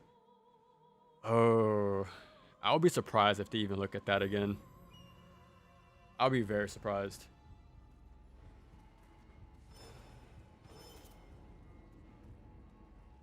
I would hope so, but If they do, I don't want to say anything about that story too much, but huh.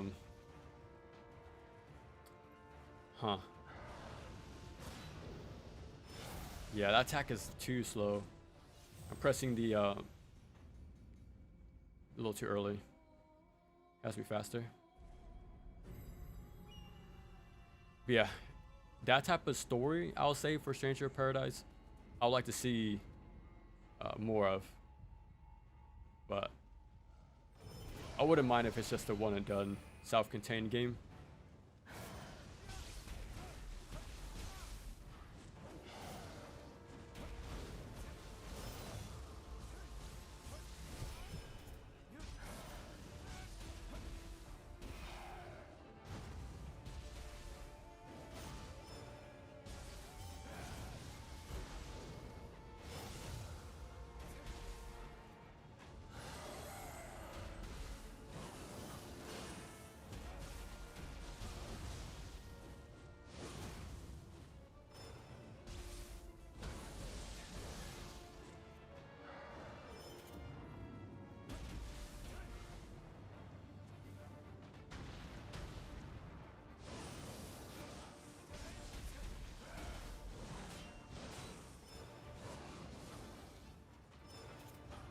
I should try to do that more.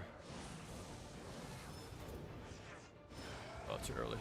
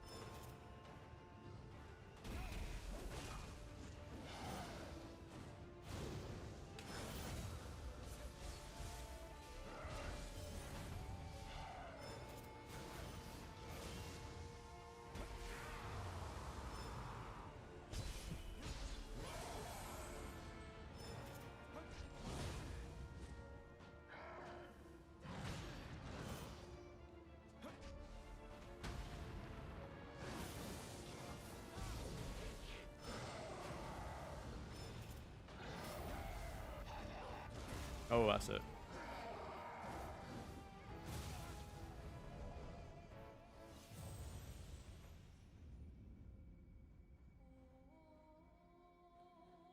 Stranger of Paradise and Nioh 2 are the best things that came out of Square. I'm really looking forward to playing Nioh 2.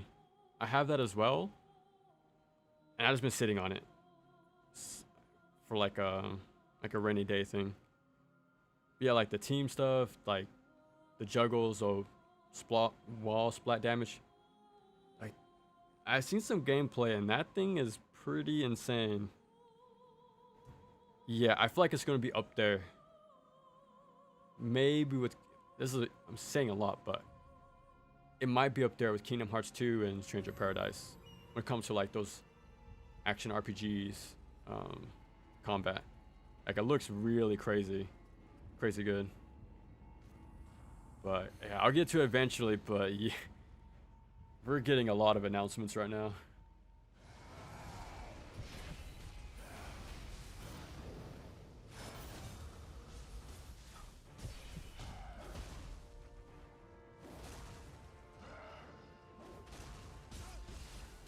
That is a lot of key damage.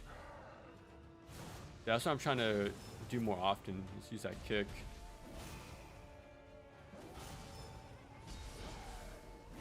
Oh, too early.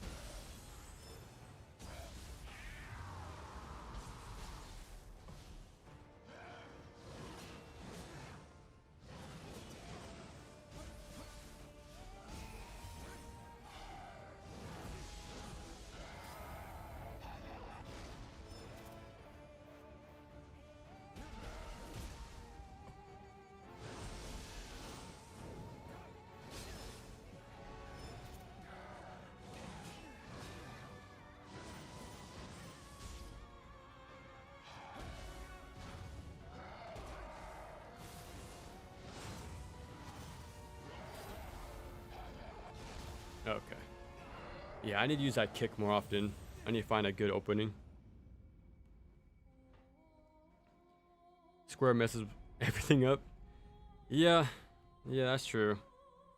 Like, I doubt we'll get Stranger of Paradise 2. I have my many gripes with Kingdom Hearts series. I really don't like how they made it a mobile thing for so long after 3. I wish we got more games.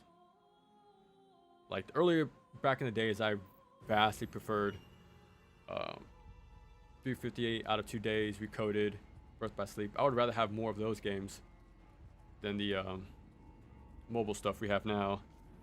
Because I didn't even interact with those in the slightest. Like, even though I wasn't say a big Kingdom Hearts fan, but there's more stuff that I'm not a fan of than I am a fan of these days.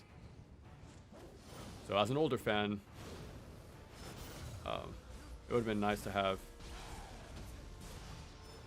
I want to say real games, but I don't know.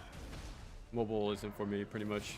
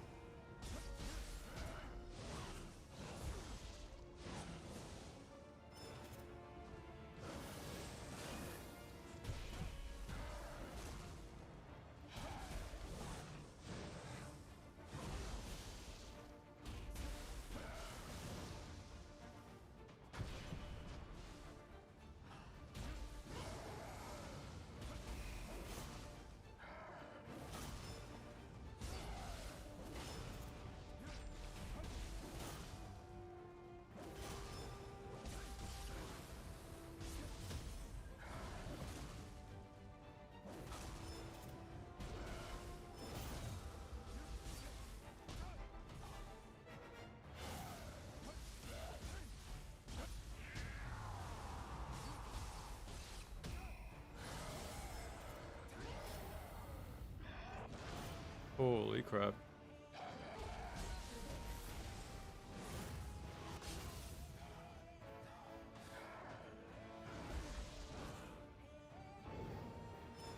Ah.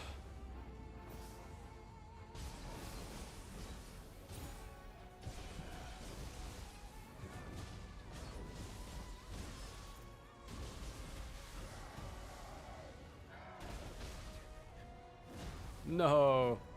I knew I was going to exit with low health.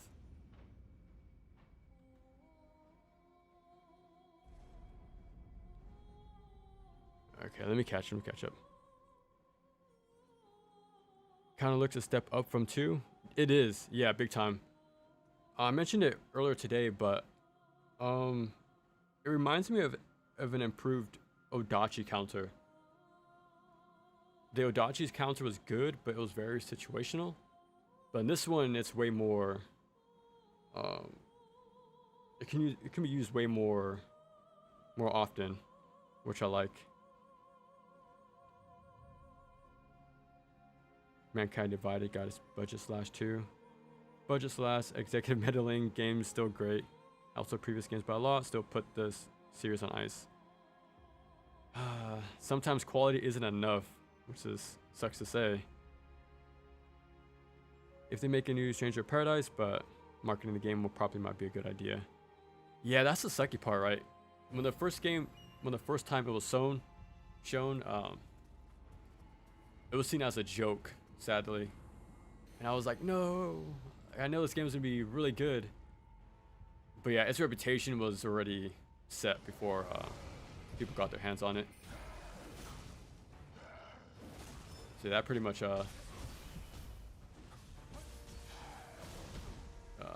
you know, sealed its fate.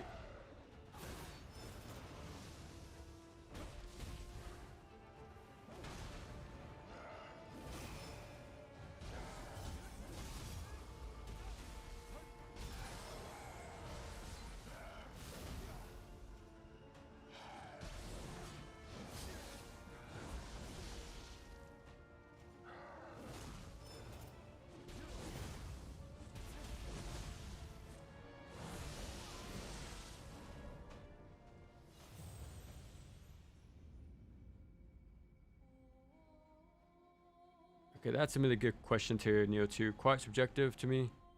To me, the game getting crazier and faster while also having more interesting levels, then it worked better for some. Yeah, it's gonna be. I don't know. It's still too early, right? It's the alpha. Mechanics and stuff can change drastically from release. We've seen it before, and I doubt it'll be any different for this game. So I can't give my opinion on it yet. But the one thing we can say is the maps. The maps are bigger and less maze-like from 1 and 2. So that alone could be very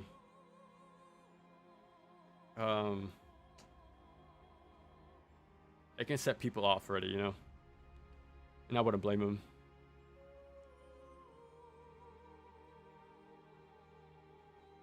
Neo 2's problem was that some stretches of the game lacked a counter and enemy variety.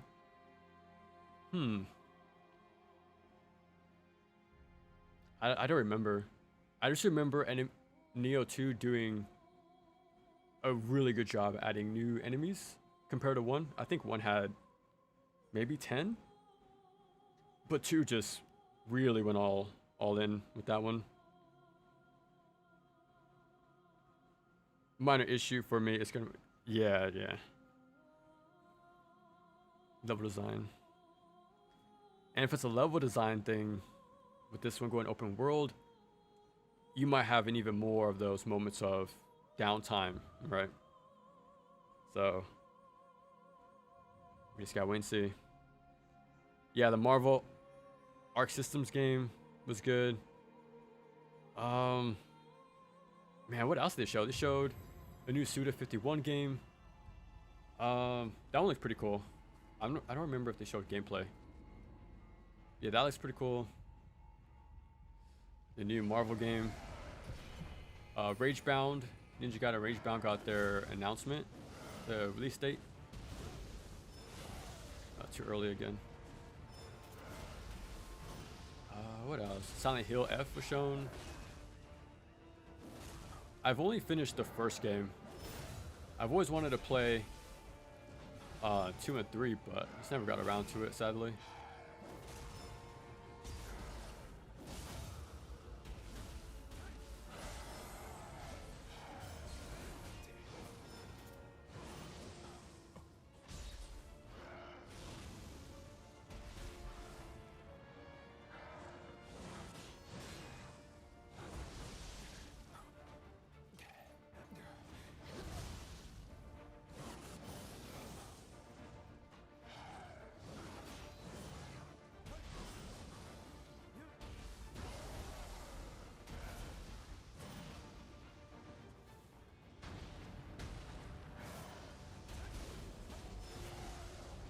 Still too early.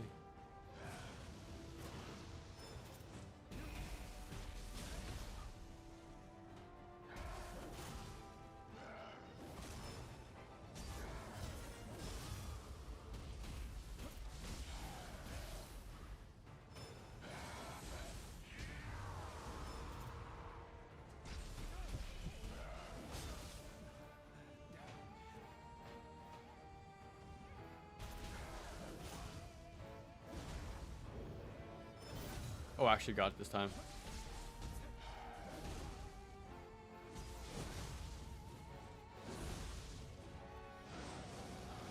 I got lucky there. I might die here. Okay. I got the shield off in time, but okay, yeah.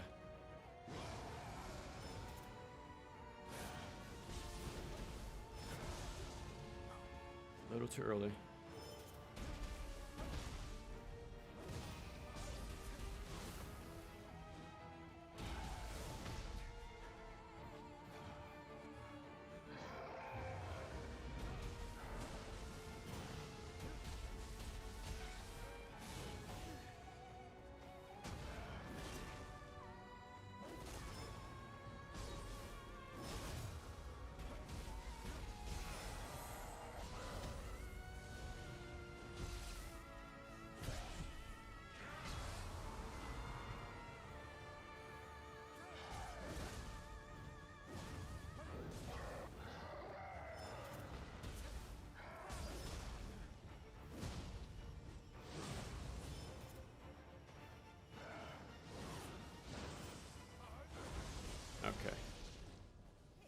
I gotta remember to use that shield more often.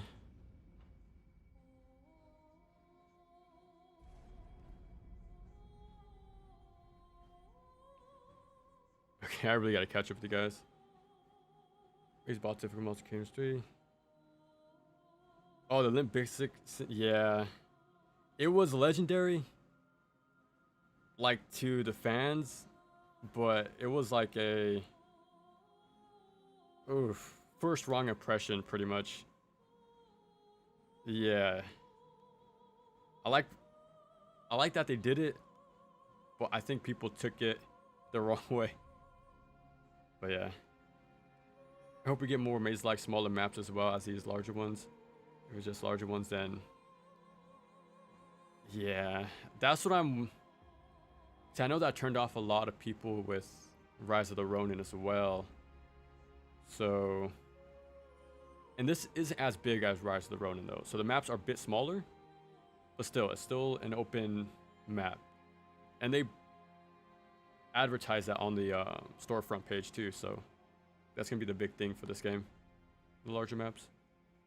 Silent Hill F somehow, in terms of Silent Hill 1 and 3. Best gameplay. 2 remake has a lot of gameplay. OG2 and OG4 subpar gameplay. But I think that's what the main draw of those games are, right? Like the atmosphere, the characters, right? I don't think it's really the gameplay. It's just like what's their strengths, you know? After 4. I heard 4 over the years, I heard 4 was like the black sheep, but now it seems like a sleeper hit.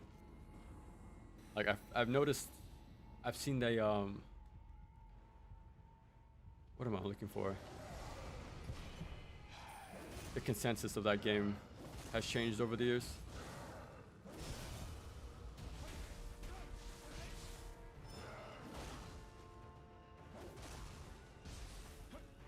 Oh, my kick missed sadly.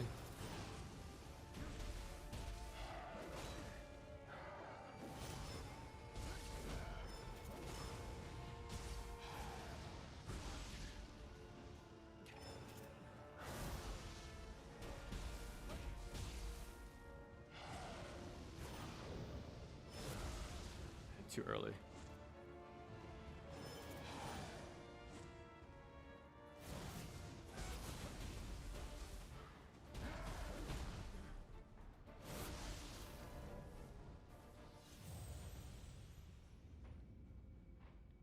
Just watched the trailer for Romeo is a Dead Man. Looks pretty good. Yeah, that's the Suda game, right? Yeah, I'm looking forward to seeing more of that one. You made me realize I had a thing for occult storylines. It's odd. I love gaming horror, but absolutely hate horror movies. It's terrifying, but etc. Halloween. Yeah, Halloween 1 is easily one of my favorite movies of all time.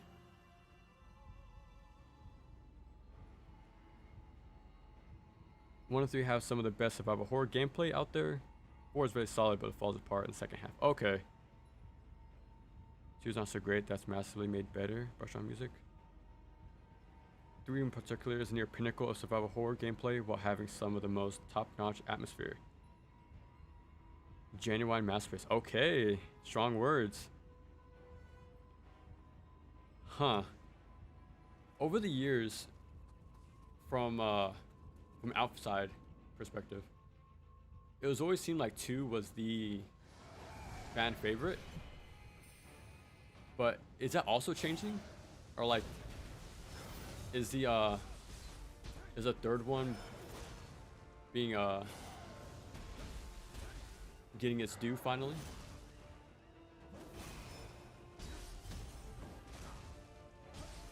There's a lot of key damage.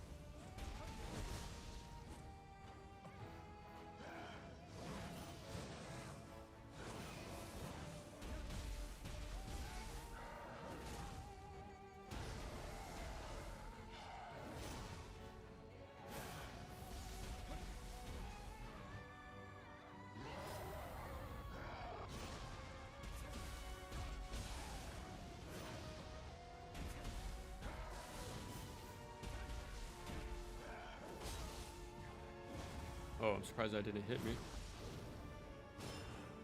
Okay, I'm surprised that didn't hit me. I mistimed it too, but we'll take it.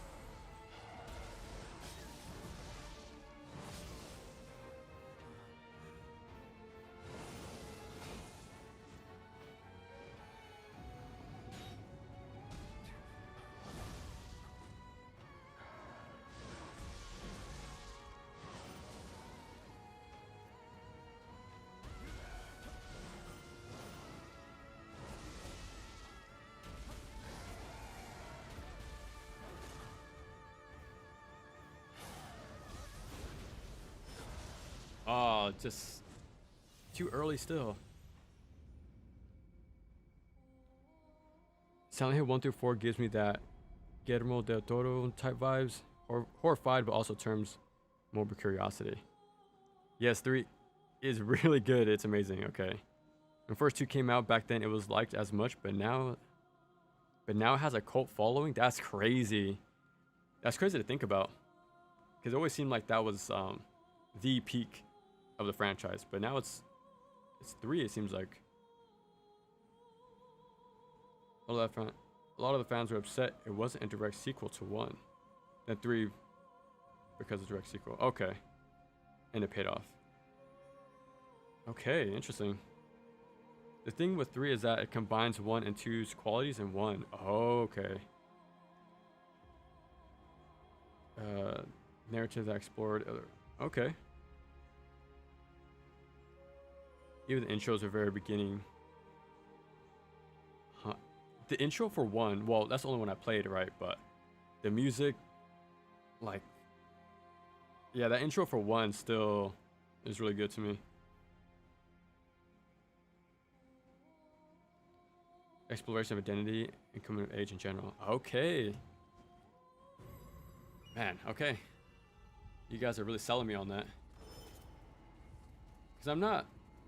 Because I finished, like, RE, all the classics, and that's pretty much all the, like, classic horror games I played. And they're more into the action.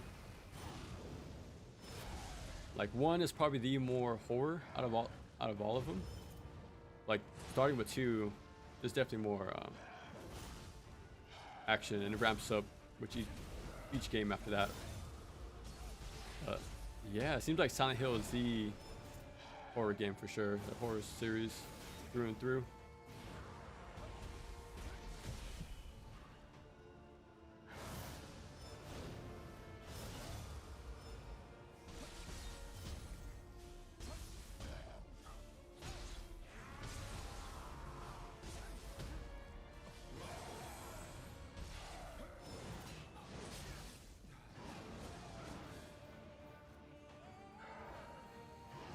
Okay.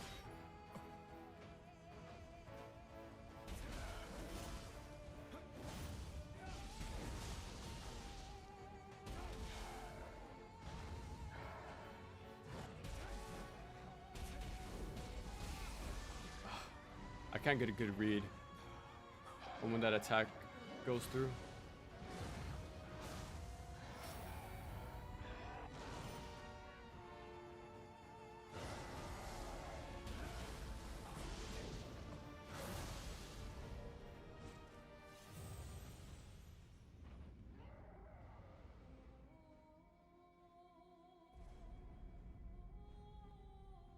And it's not just the occult stuff, it's also the really solid exploration of identity. And, okay, I see that.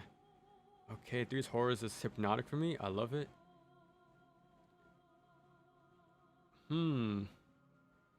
Okay.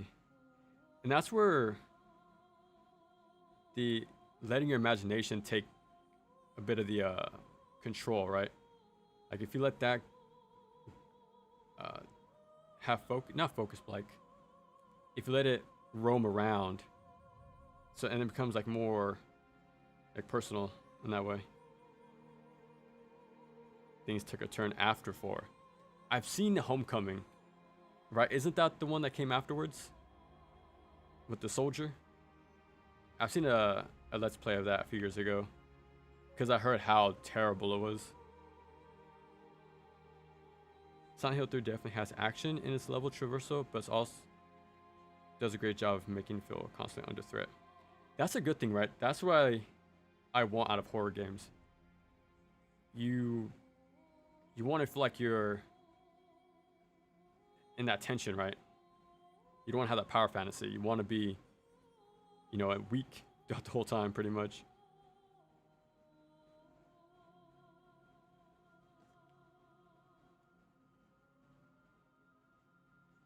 It still has a survival horror aspects of exploration, resource management, as well as tougher combat situations. But unlike RE, it's definitely harder. Okay. Sadly, yes. The hot mess, yeah. Homecoming devs somehow made Strider in KOF 2013. Crazy. What? No way. Homecoming is one of the worst games ever made. Oh yeah, I've heard that even the artist of Pyramid Head really doesn't like how his character became like a mascot, right? He doesn't like how it became this reoccurring thing when it had its place in its original game. Yep, that's the one. Two best friends, of course, bro. That's two best friends, super best friends play.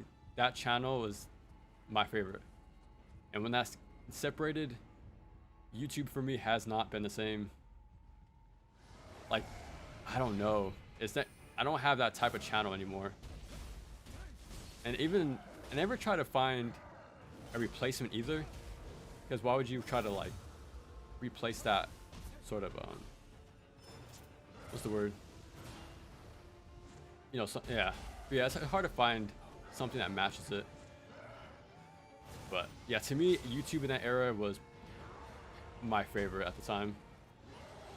Now it's kind of like trying to find a random video here and there. Yeah. Oh my god. It really, I still remember the day, that morning, Super Best Friends Final came out. I was like, no, do not tell me. But yeah, happens eventually, I guess. But yeah, man, that channel was way more important than people realize, I think. Because the stuff they played at the time was very unique in general. Like, Yakuza probably would have been popular without them pushing it so hard early on. Because they played a lot of like very niche games at the time. Like, they're the ones like really teaching me what like Persona was, even Resident Evil. Like, I didn't really get into the series, the classic stuff, until I watched them. And yeah, everything. I think they did a lot more than people realize, though. And then surprisingly, the channel didn't get super big. I think it ended around 700K. But the reach they had was way more than that. They kind of had that underground aspect to them, I guess, the whole time. Getting featured in all these indie games and stuff like that. Being referenced pretty much everywhere. Then Zubaz becoming an icon, if you know about him. But yeah, that channel is still my number one to this day. There's still LPs I haven't seen yet. They did so much stuff. But I try to go back and watch stuff I haven't seen before. Like, I've never seen the what's it called? Sharp F? What was it called? It was a Fire Emblem Persona type game. I remember that being the joke of like, nobody watched that series near the end and trying to reach the 100th episode. But yeah, there's stuff like that I could watch. It will be a journey, but yeah, I still remember like watching the Yakuza 0 playthroughs here and there. Didn't finish it, but 'cause I wanted to play it myself at the time. Still haven't, sadly, but yeah, that channel is pretty damn amazing. I still think it's underrated even to this day. But it's sort of like a if you know, you know type of thing, I guess.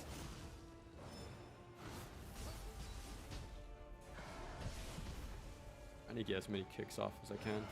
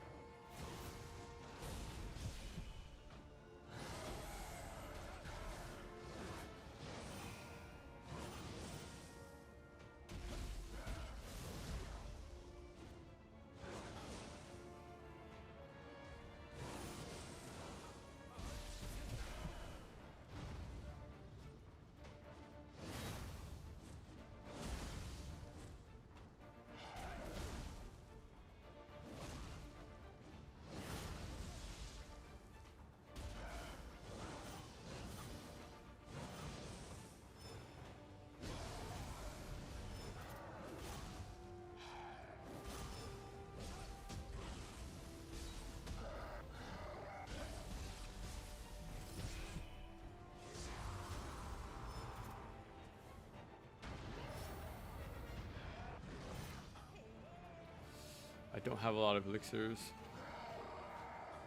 I wonder if I shouldn't be fighting this guy. Like, I wonder if they really want me to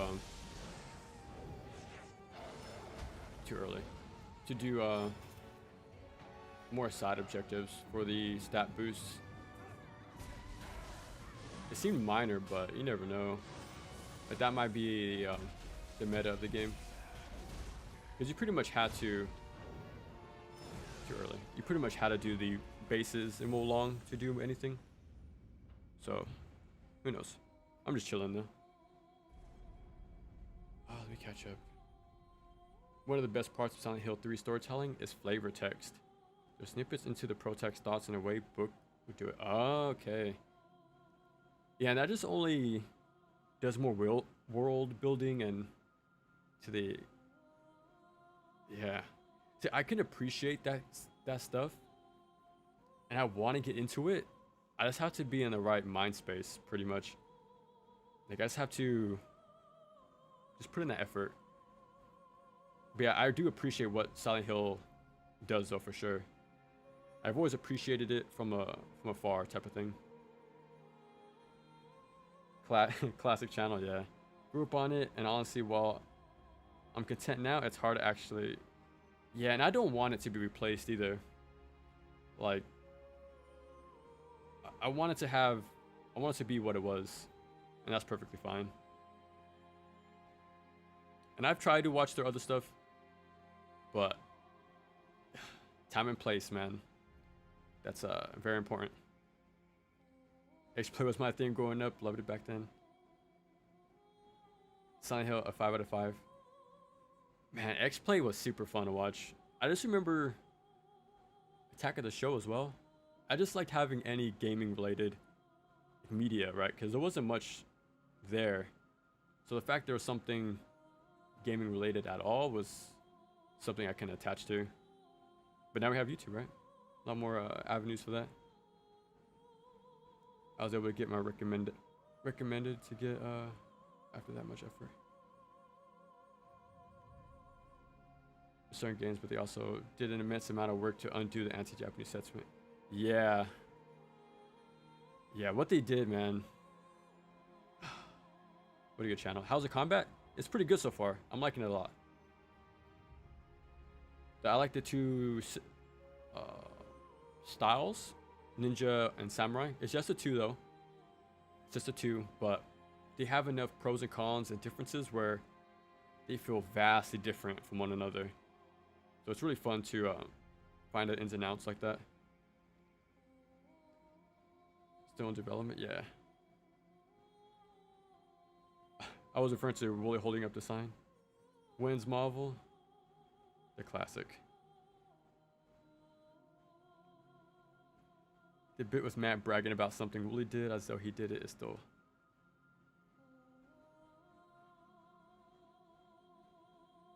You only seen one episode? Ages ago? Yeah, there were definitely...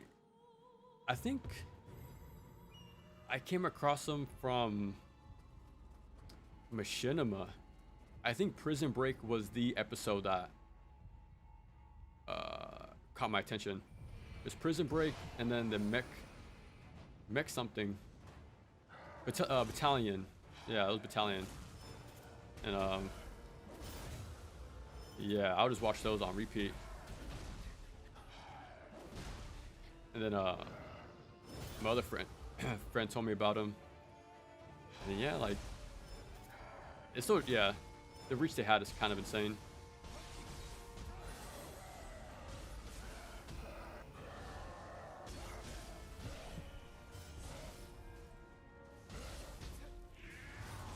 Okay, I'm just trying to do as much key damage as I can. Yeah, I might have to abandon this boss fight. I wonder if I have to do the side objectives. Or maybe I'm not doing enough of the RPG stuff, maybe? That could be a possibility.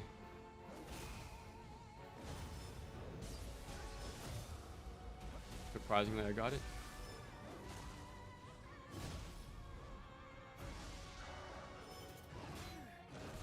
Oh, okay. Tokyo Mirage Sessions. Yeah, that's what it was. The 100 or nearly 100 episode.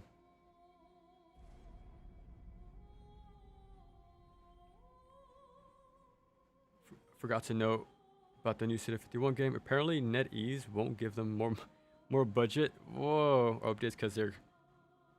Whoa, really? That's crazy. Setting up for failure. Yeah. I guess they're too niche even for them. I guess. G4 was the only gaming media we had back then. Young kid only had screenshot. Yeah, I still remember when I had Game Informer back then. Just that's pretty much all I had to see what type of news was coming out. Crazy times, crazy times.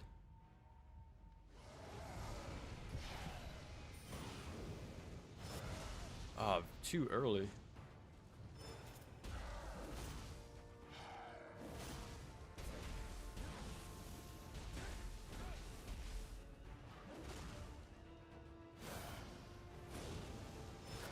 Man, even then, too early. Yeah, there's a little too much delay, I think, on the burst attacks now. Maybe they try to overcorrect from past games, but I don't know. It should be faster.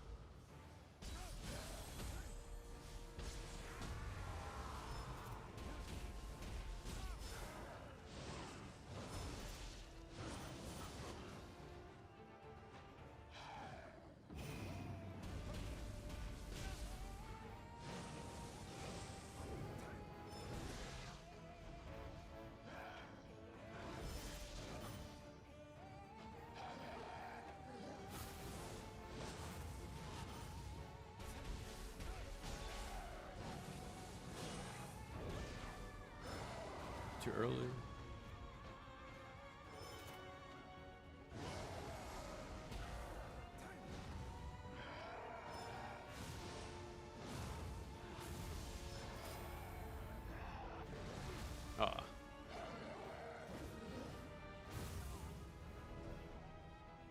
What's up? What's up?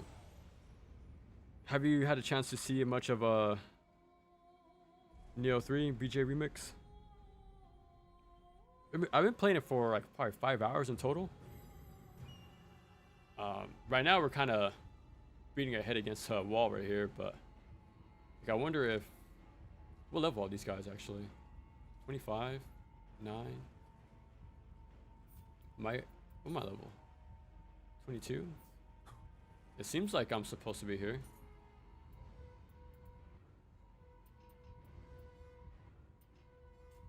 I could probably be doing better equipment stuff probably, but yokai realm resistance. I should probably do that.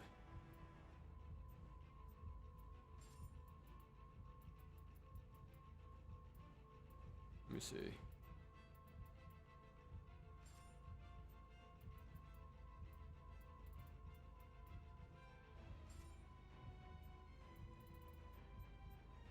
Okay, let me.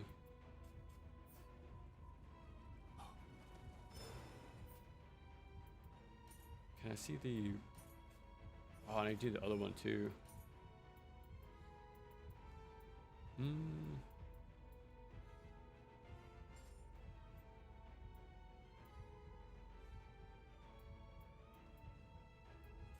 That's fine.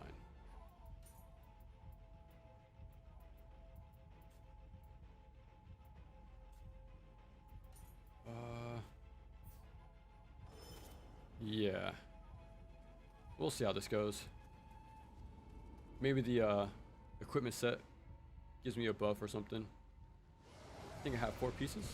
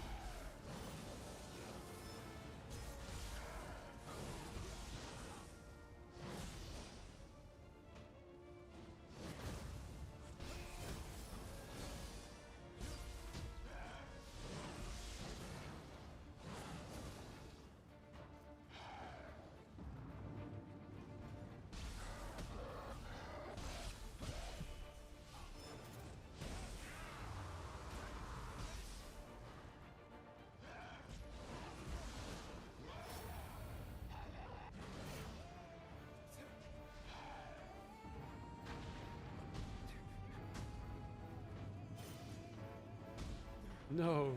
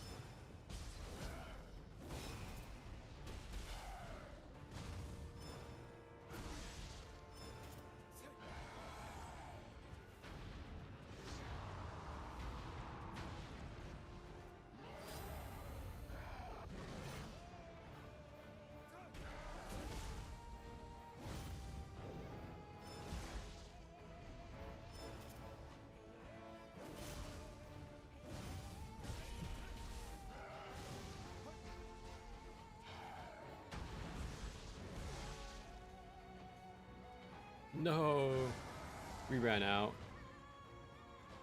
That was a pretty good run though.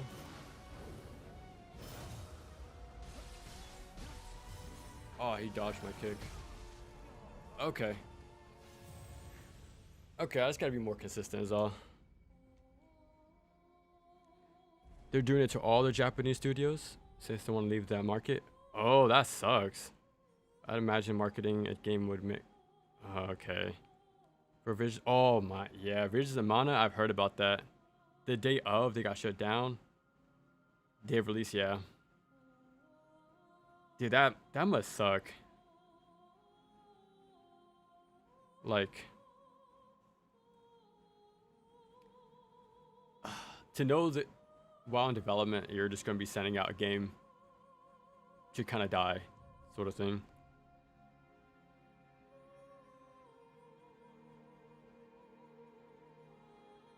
I would admit I like that in Nioh 1 and 2. It was usually not a requirement to grind just to know how to make a build.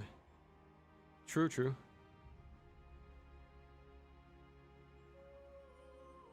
Super late, I'm about to end, but I'll be going to make some. Oh, enjoy your breakfast. I'll probably here, honestly. I'm just chilling. Very laid back right now, so I'm just kind of enjoying it. No worries, no worries. I should be here for a bit longer, honestly.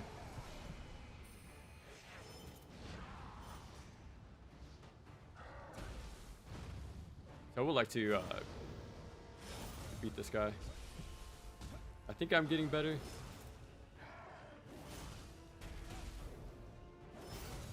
I just need to get used to the delays on these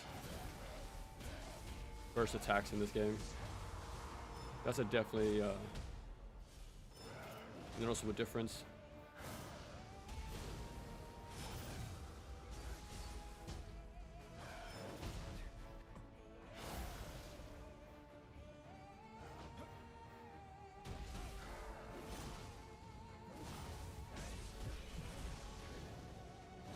Okay.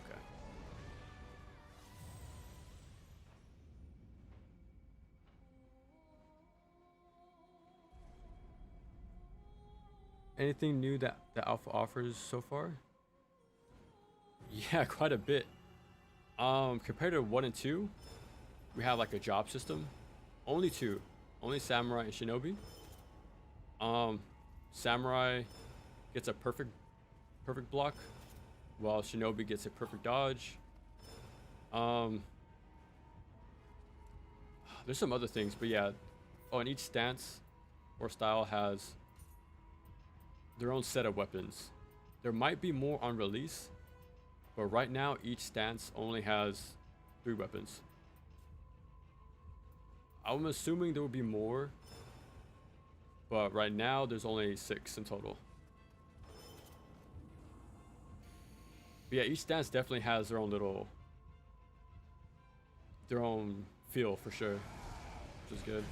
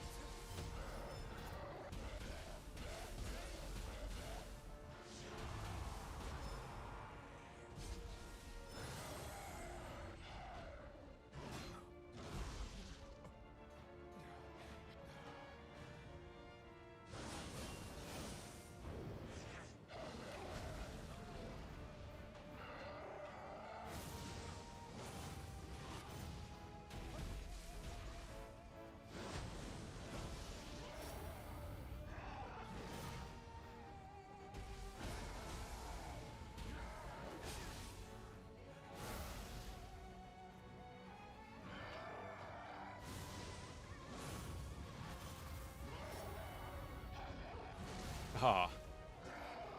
Yeah, it usually does a grab after the double slam. But my weight is so heavy, it messes with my dodge.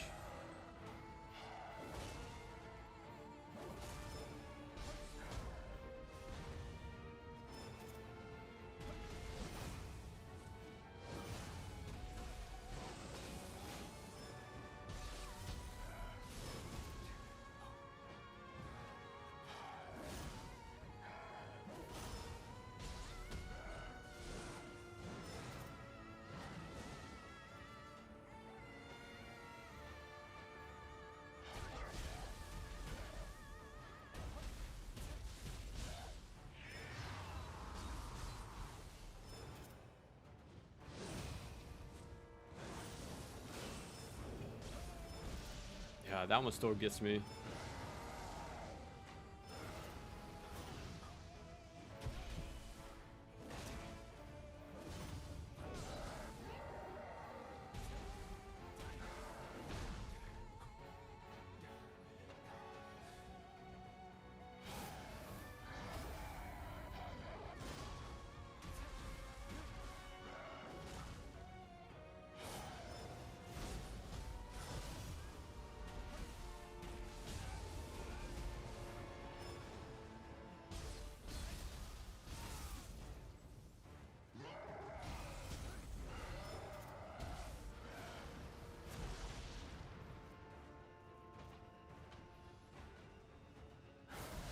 Oh, so much for that.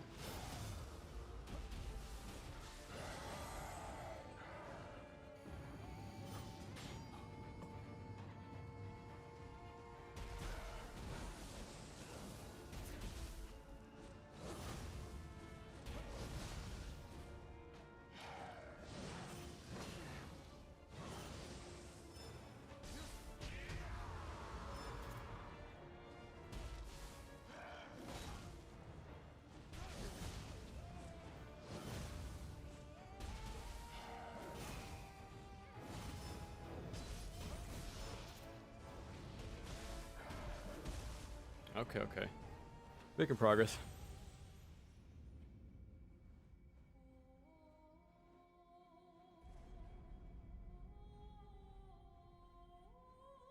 I would have maybe been eating sushi right now, but delivery. Oh, I got the wrong order. That sucks. Bro, then just close? What the heck? So what's the backup plan? The job switch from stranger? Yeah. That's why this feels like a the greatest hits of Team Ninja. The modern stuff. The action RPG stuff. An air combo an hour ago, rather rare for Souls like actually. Yeah, and even then the air stuff is it doesn't feel too good. There's a wind path like Ninja Gaiden, but it's still very limited. Like you don't have the movement from it like Ninja Gaiden. There's no iframes there's no iframes on it. So it's a lot more risky. And the payout is more for style rather than like to do something from what I found. So there's some movement aerial stuff, but it's more for flash so far. The only other two games I know that do the variety through complexity as well as Nioh Brigade E5. I've never heard of those. Real-time tactics games. Okay, that's why. I've never played tactics games so much.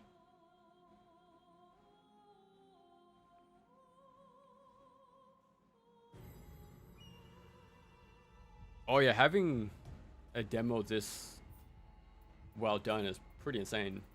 For an alpha too, right? Okay, I definitely need to lower some weight.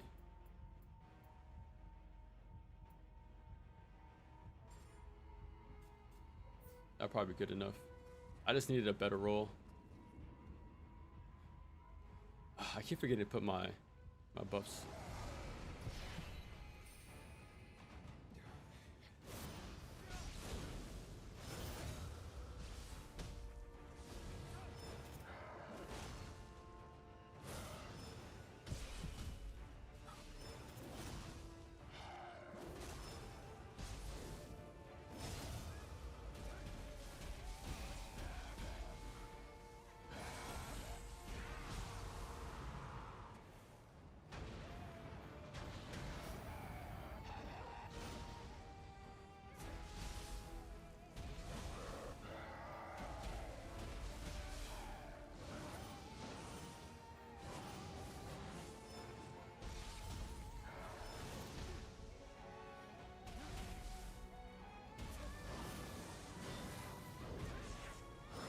Oh, still too early.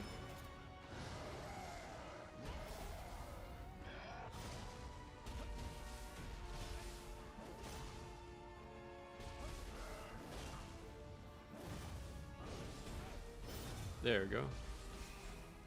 Oh, I messed up the kick.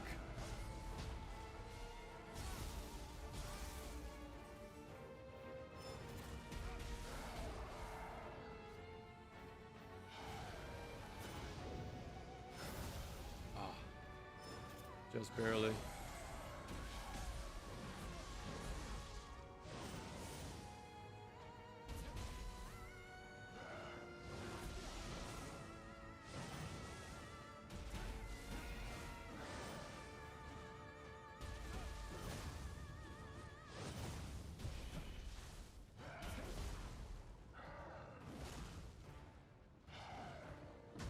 Oh.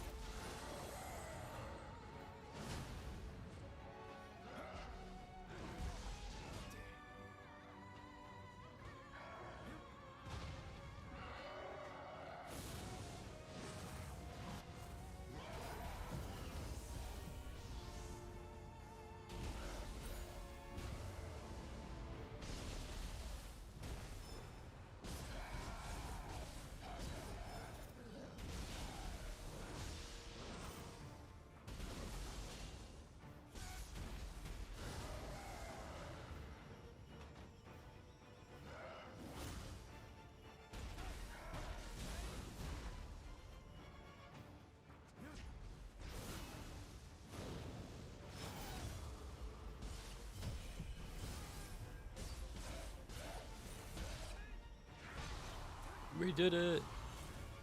I just had to focus up. Okay, that felt good. It probably took us like 40 minutes, I bet. Maybe longer. But yeah, that was sick. Yay! You were here to see it? Okay, let me catch up. Okay.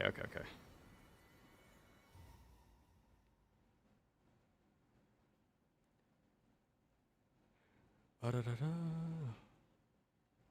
Crucible Spark destroyed, maximum fire increase. I wouldn't doubt that's the end of the alpha too. Thank you for playing. Yeah. Okay.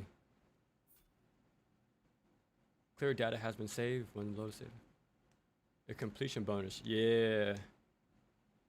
I still have my Mark of the Conqueror for the Nioh 1 alpha. I'll do that later. You will now return title screen. Okay. Cool. Okay, let me catch up with you guys and then. Is there a way to.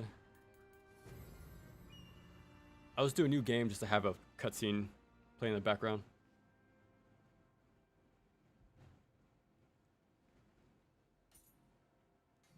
I don't mind if it goes over my save file or anything either. Okay.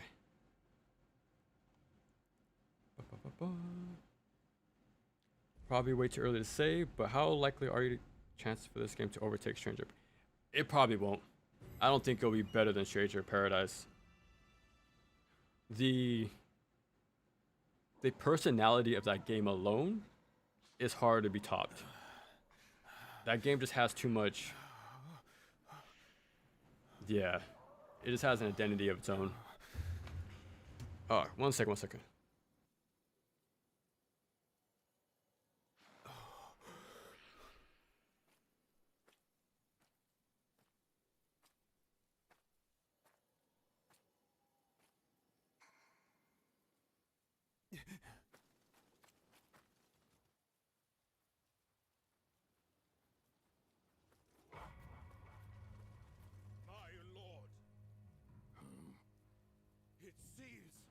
Okay, I'm back.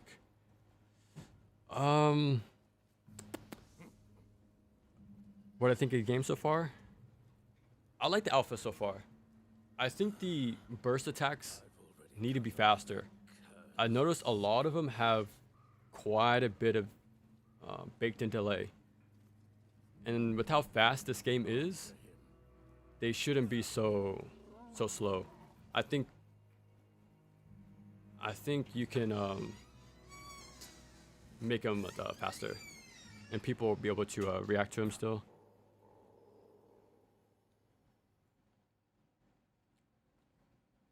I played tested for Ubisoft game which released some years ago. I think the NDA isn't up yet, but that game was nearly unplayable. Just 2 months. Dang, wow, that's crazy. And somehow a lot more major bugs were still there. Is that just a thing for Ubisoft? What's the phrase? MVP?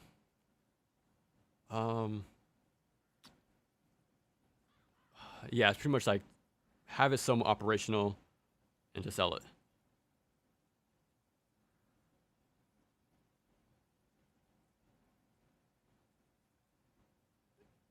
Oh, and the delay for the Prince of Persia remake. That game is really good.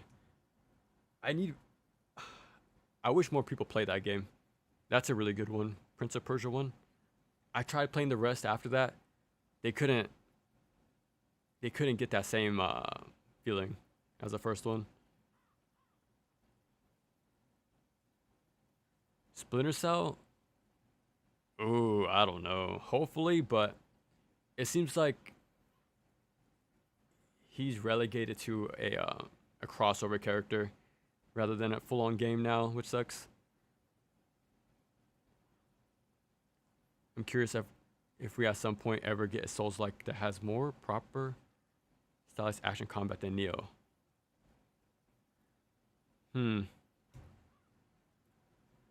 But what are Souls-like mechanics though, right?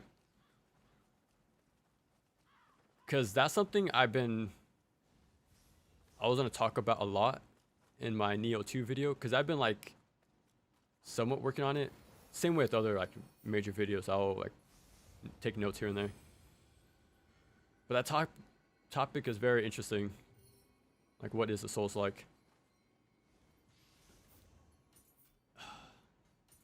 I don't know. To me, they're just action RPGs.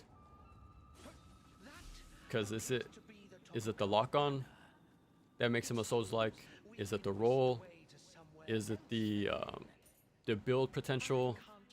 Is it the world building? The level design? Like, and when you think about it, these things come from many different places. So for me, it's hard to say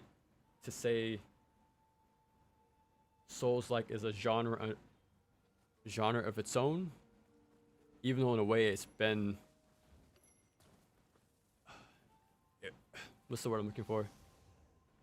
It'll be dumb for me to say they don't exist, but because you can tell the style they're going for. But to me, they're just action RPGs.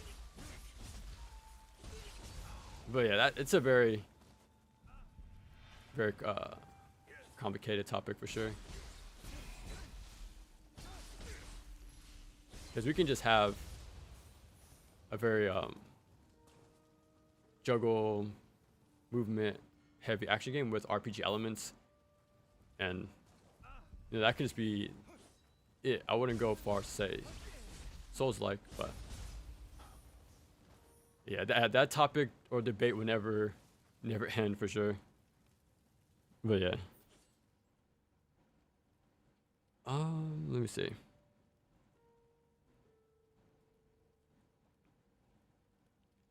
We've been seeing slowly seeing that happen over time.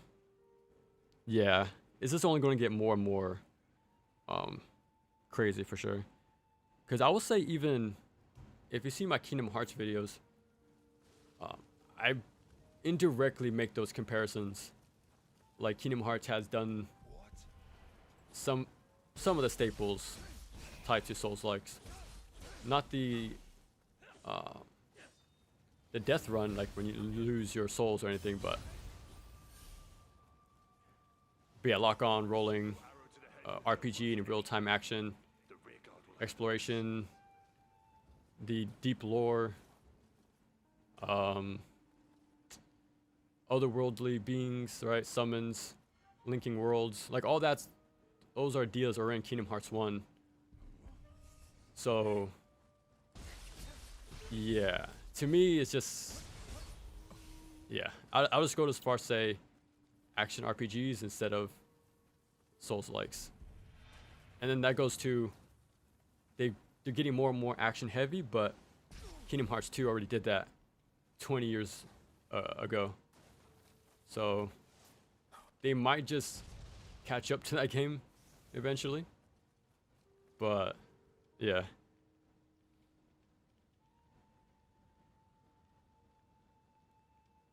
Splinter Cell 1 remake is apparently going to get shown off. That would be interesting. They do something with that again.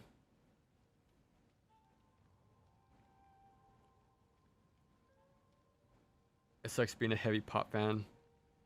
That would be an interesting series to be, like I always thought of that. Like, what series you really tie yourself to? Like mine would be Ninja Gaiden, and the series has been gone for a long time, but yeah, it seems like more and more classic fan bases are just kind of just left to themselves, which sucks. Like even though these legendary franchises that built those these names, these publishers, they just kind of don't respect those games that made them. It is what it is.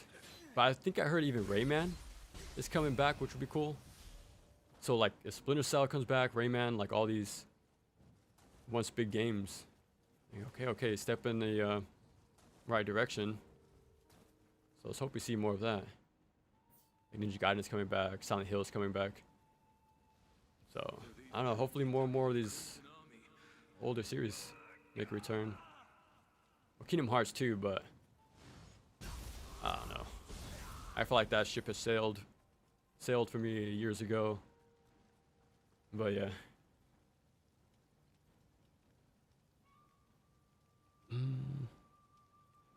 Souls-like fast aside from big ones, but Souls-like are definitely getting faster and more aggressive. Even Night Rain has a bunch of faster paced elements.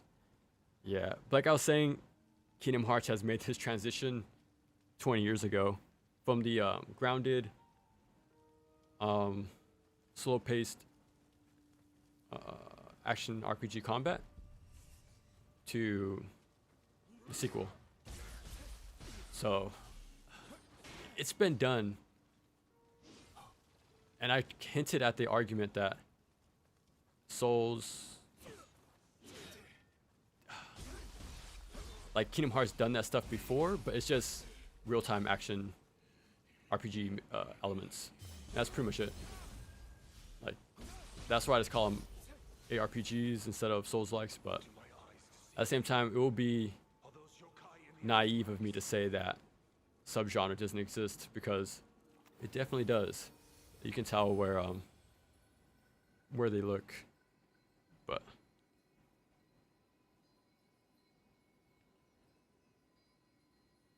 stuff like exploration, losing currency, invasions, style enemies.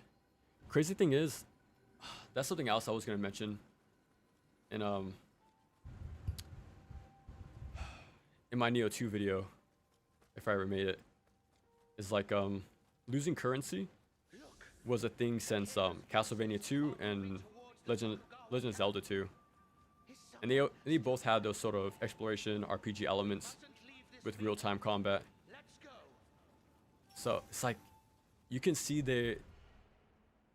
where things came from to make Demon Souls, Dark Souls, the formula. Like even those games, you can make connections to, like action platformers, Castlevania Symphony of the Night, and stuff like that. Legend of Zelda, like Link to the Past, I'm sure too. Like I don't know. It's hard for me to not unsee the even older inspirations, and that's why people say like Souls games is just an adult Legend of Zelda. But yeah, there's a lot with this conversation of what's a Souls like, and yeah, very interesting, very interesting.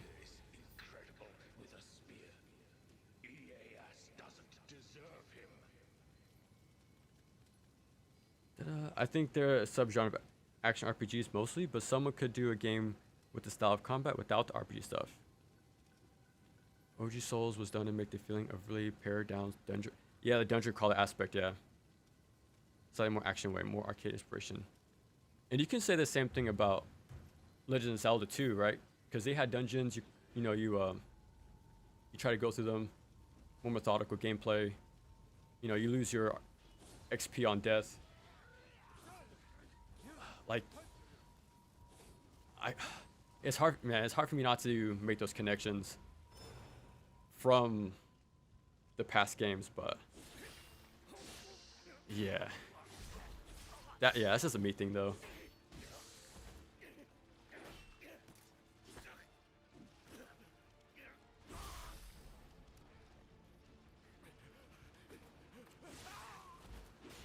I think it's a genre mostly due to that simple, specific how it handles commitment. Yeah, and that's another thing.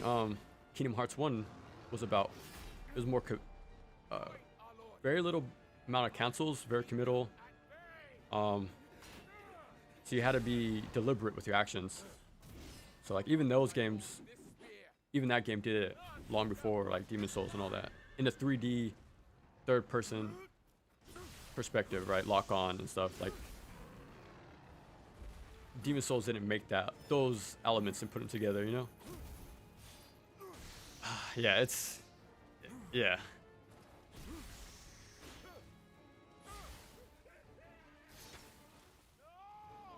Remake are very cool. Yeah, right now I'm chilling on the gameplay. So right now, I'm sorry, it's not a lot of happening. I'm kind of just chilling.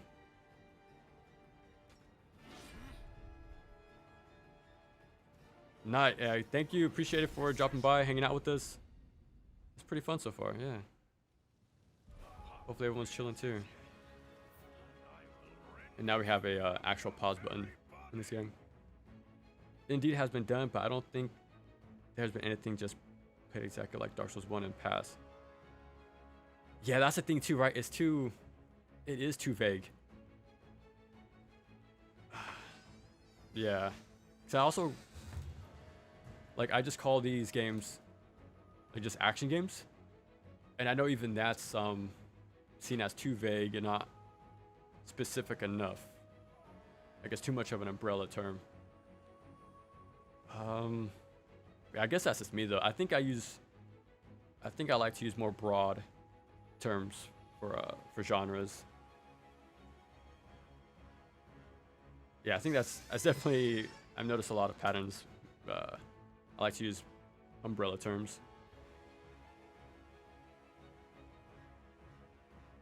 Demon Souls felt like Castlevania. Yeah. If I ever make a video about Souls games, it will be Demon Souls and only Demon Souls. But yeah, I have a lot to say about that game, about how it harkens back to the action RPGs, like the stage select with the arc stones, like how each area is very distinct visually and mechanically.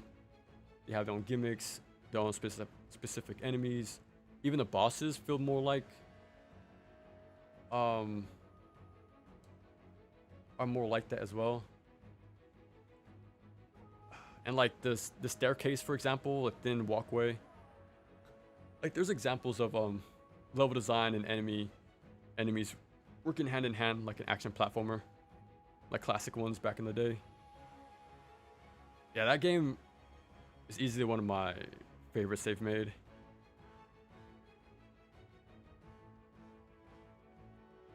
Was Bloodborne other than another one? Yeah, for me it's Demons, Sekiro, and Bloodborne. Those three are by far my favorite. They very have their own. They're very distinct from one another. That's why I like them. And plus, like Bloodborne looks like Castlevania to me. Demon Souls has an action platformer structure to it. Same as Sekiro, ninja action.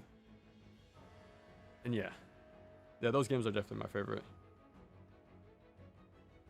How they execute upon. Also, I would say Kingdom Hearts doesn't feel like at all. It was more like a lot more loose. That's true.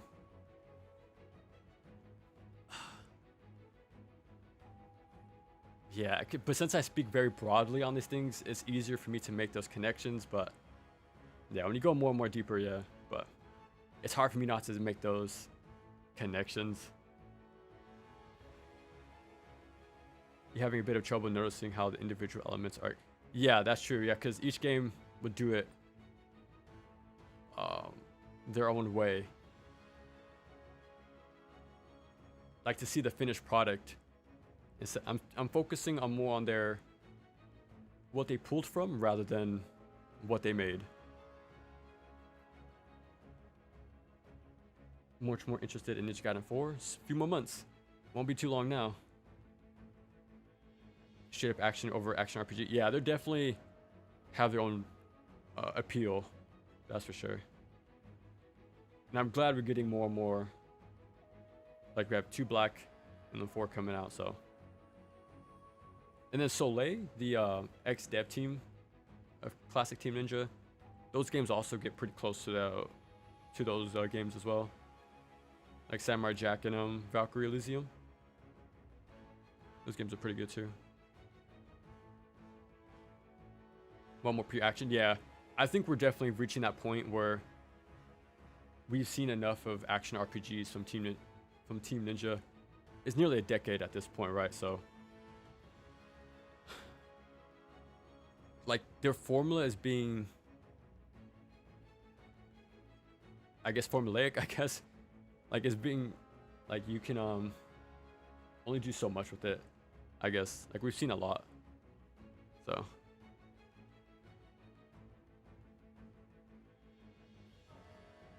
Individual levels also remind me a lot of Castlevania 3 with maybe some bits from Ghosts and Goblins.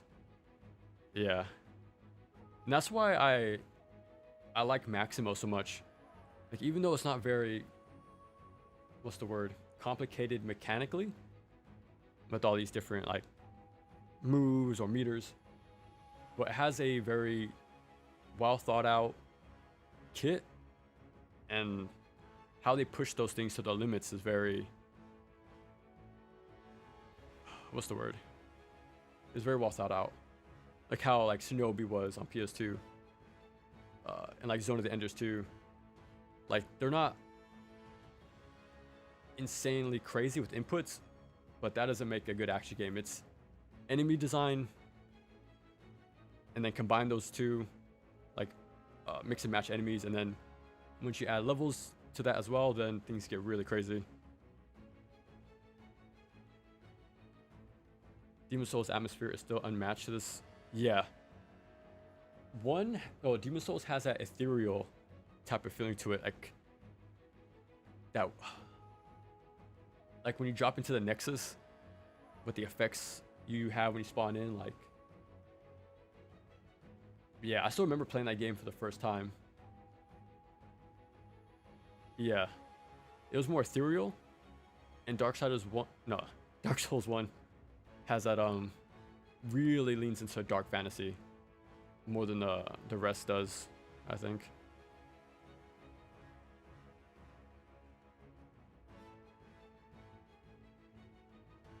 Yeah, I think they definitely did. Um, I just have a bias to the 2D classics, so it's hard for me not to try to give them their flowers, pretty much. Like, I'm pretty sure you noticed with my videos over time, like, I really made it an effort to drop them in anywhere I can. Like, I did take out a whole section of the Ninja Gaiden 2 video, talking about like versions and stuff. Like, I was gonna mention like Castlevania Chronicles with there's like an original and an arranged mode. Contra has there's one on the Super Nintendo, GBA, and even the original Game Boy. Like, there's different re-releases and ports and rebalances. Like, so I was gonna make the connection, like, action games have been doing this for decades. So just pick your poison. You just pick whatever you have fun with, and there's nothing wrong with that. So in the discussion of is Vanilla 2 better, is Sigma 2 better, is 2 Black better? It just comes down to preference. Because there's always going to be what you look out for in a certain game. Because I was going to mention how Contra Alien Wars on the GBA removed mechanics. Like, you can't hold 2 weapons. You can't do the double shot jump move. You can't hold bombs. But the added bosses from other games, they added new mechanics like the strafing from future games. So I was gonna say, like, how even though Sigma 2 removed mechanics, the changes it made can improve your experience. It just depends what you want, really. Because I think, well, for me, Alien Wars on the GBA is my better version, even with the screen crunch and everything it removed. But the additions is what make the game for me. And I can see that argument for like Sigma 2 and 2 Black. Like, those additions it brings could be the reason why someone prefers it over vanilla. And I wouldn't say they're wrong either.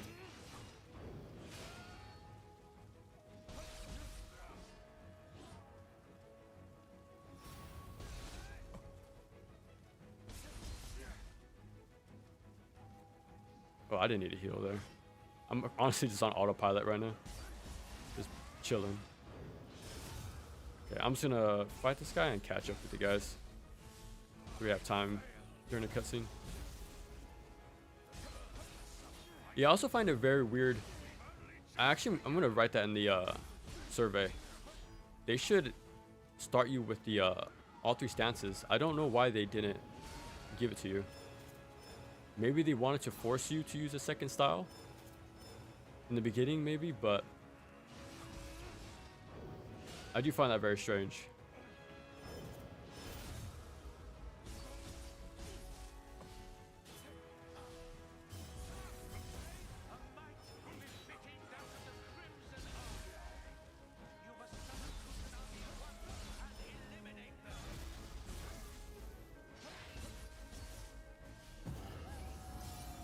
That should be it.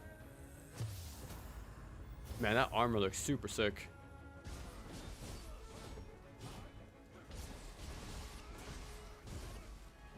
Yeah, I mentioned this when we started it, but it looks like Dawn of Dreams armor when you go in that little powered up mode.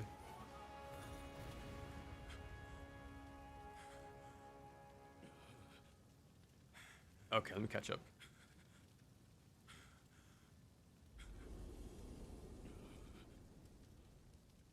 Personally, I don't want any particular game to exist over another. It's more so that we need all of them to exist. And be like, yeah, exactly. Like, that's another thing I cut out from my Ninja Gaiden 2 video. Like, if Vanilla 2 was more widely available, the discussion would be more about what Sigma 2 doesn't have, but what it does have, right? Instead of it trying to be a replacement, it could have been more about what does it do differently to improve or fix problem areas of Vanilla 2. And we can have more of a discussion about how they work alongside each other instead of against each other. But that only happened because Vanilla 2 is locked away. So unfortunately, Sigma 2 has the sucky position of being seen as a replacement which that sucks. But yeah, if only they could be more widely available, Vanilla 2. Maximo is about doing the most through very simple mechanics, yeah.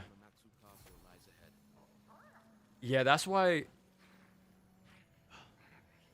I've tried to say this every time I can, that larger move list doesn't make a better action game.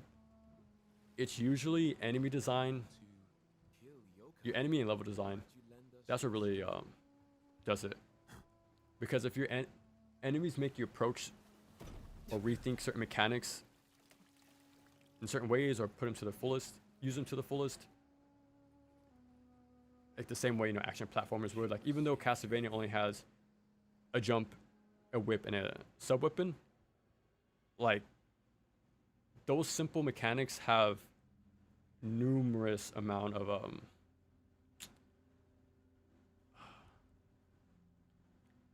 like, they built a whole game franchise with those simple mechanics.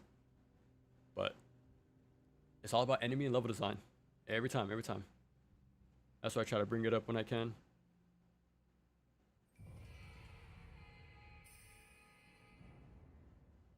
Oh yeah, there's appeal to both. Like just Ninja Gaiden 2 alone. Like, the APM is crazy.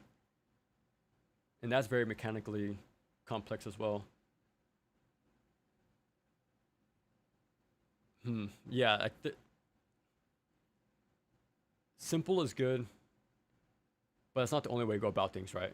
Same thing for being complex as well. Like, there's room for both, and they're both good. But the thing that makes them good is enemy design. That's what kind of reins in those mechanics or pushes them to the fullest.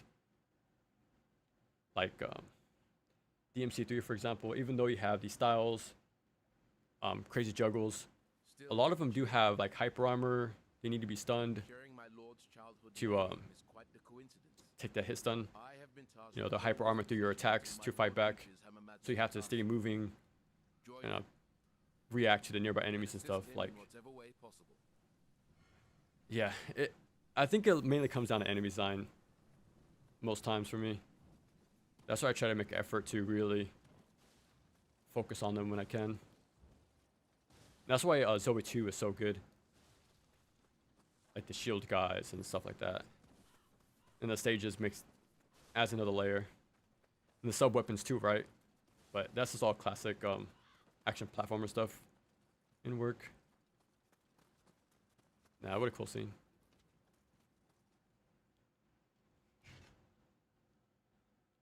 Aiden, what's up? What's up?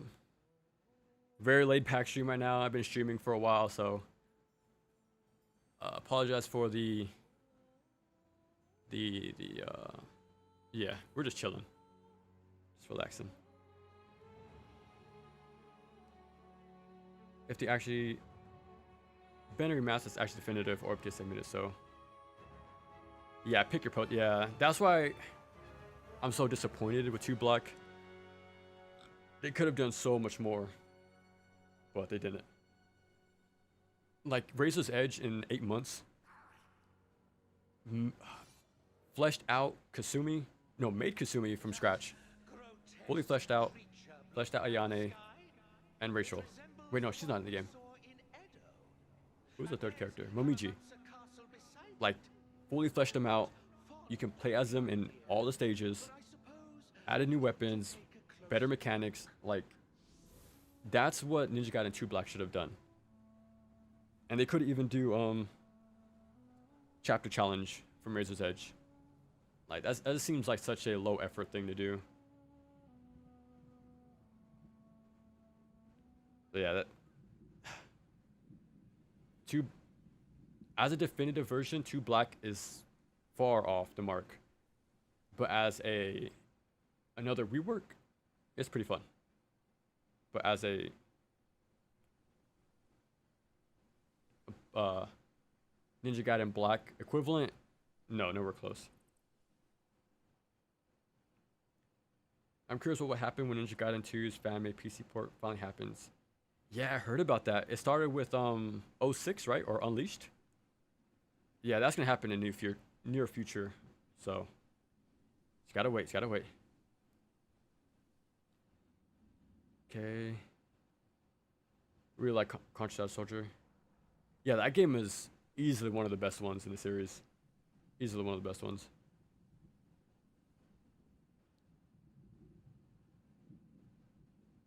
Hard, yeah, exactly. Japan and US have two different balancing. Japan has 3 hit points, and in the US you die in 1 hit. Hardcore Uprising might be nice. Yeah, that's a good one too. Suck again. Hardcore Uprising is locked behind the Xbox store.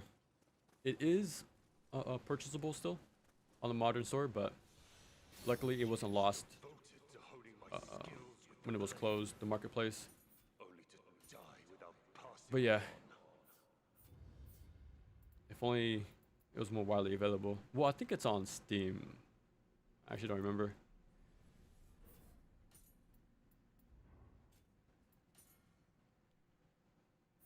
Yeah, there's so many games that deserve to be looked into. But yeah, that's why I try to sneak them in whenever possible. I feel like the 2D classics shouldn't be forgotten in what they did, like how they established the genre. So I need, it's my duty, I guess, to keep them relevant still, whenever possible.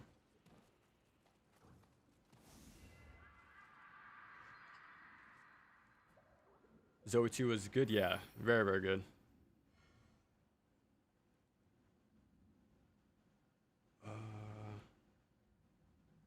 My favorite games tend to not be enjoyed. Just because people expect. Yeah, that's the thing.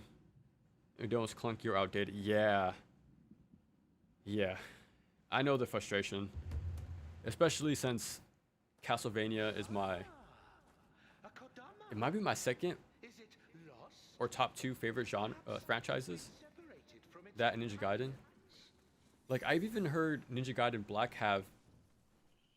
I've heard that people I've heard people. What's the word I'm trying to look for? They describe it as clunky, and awkward, and unresponsive, and I find that very funny to hear. When it's like one of the most like movement-heavy based games, even today, like 20 years later, there's no action game with that movement other than 2 and Razor's Edge. So it's like there's just a learning curve, and that's a good thing, because we want to have less games that are, what's the word I'm looking for? I guess samey. And that's why I brought it up in Ninja Gaiden video, that I preferred when action games had different movement, because it affects your mechanics, enemies, your level design. Like, it ties everything together. Like, Zoe 2's movement is so different with this fast zipping, hovering movement. Like, enemies and levels are designed around that, and there's still no game like it. Same for Togi, even though I haven't played it, but just looking at it, it's nothing's like it because of its floaty, flying type of movement. And then Ninja Gaiden, of course, right? And as much as I like the new modern Team Ninja stuff, it is very straightforward in getting formulaic. Like it's not different enough, like movement wise. Like they're adding jumps, but like what do you do with this?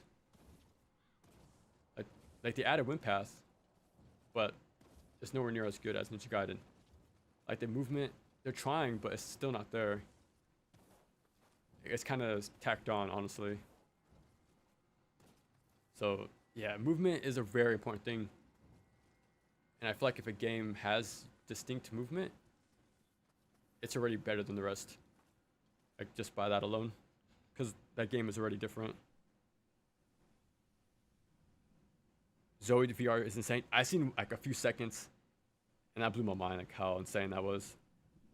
It's cool that it has that and a shmup minigame in the PS4 remaster. Like, that's a very cool version of the game. I think it's because Razor's Edge was meant to be a replacement, but 2 Black was more as a marketing tool for a series. Yeah, that's true. But if 2 Black was called definitive and them using the subtitle Black, to me that speaks this is the replacement. This is the version 2 play over the rest. Right. Ninja Gaiden Black, like the first one, is the way to play 1. Like the mechanics were overhauled, more modes, new enemy types, other ones were rebalanced, more bosses, more weapons, right? Like, if you're going to use Black subtitle and call it definitive, you already set the bar extremely high. And I think they shot themselves in the foot by doing that. And like I said in the video, it's... What did I say? I didn't say false advertising, but it pretty much is. But yeah. They shouldn't have called it Ninja Gaiden 2 Black.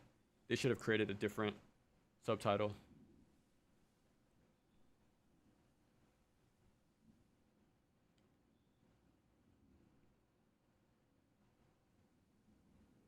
It was Unleashed.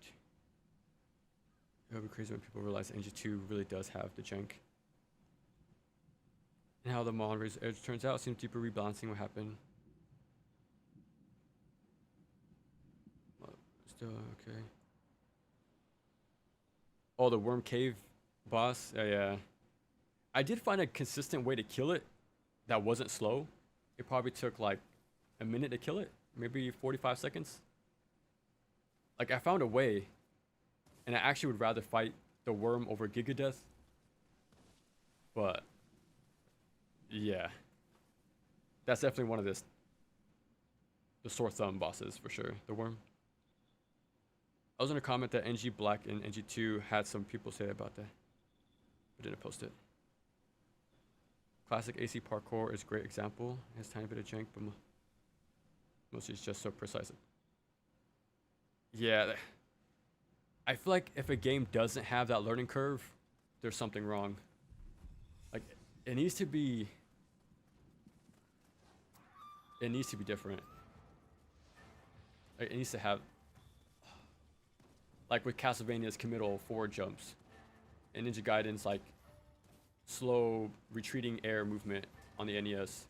Like that stuff affects your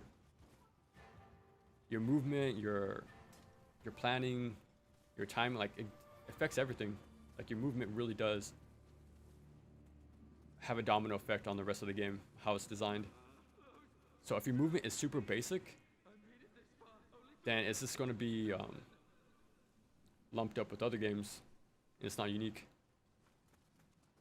So that's why I'm excited for, what's it called? I think it's Assault Spy. That dev is making a new game with a lot of like fast movement. So I'm interested to see how that goes. Yeah, but fast movement, slow movement, floaty, grounded, like all of it's good. It's just how you design enemies and level design around it. Like PS2 games did this so well. Like look at Shinobi, Maximo, Zoe 2. Like I'm trying to think if PS3 360 games did anything like that, but like Wolverine Uncaged at least has a lunge. Like that's different. It has like a dash step from NG2. And yeah, I already talked about how that's like pretty much an NG2 clone instead of a God of War clone. But yeah, movement is very important in these action games.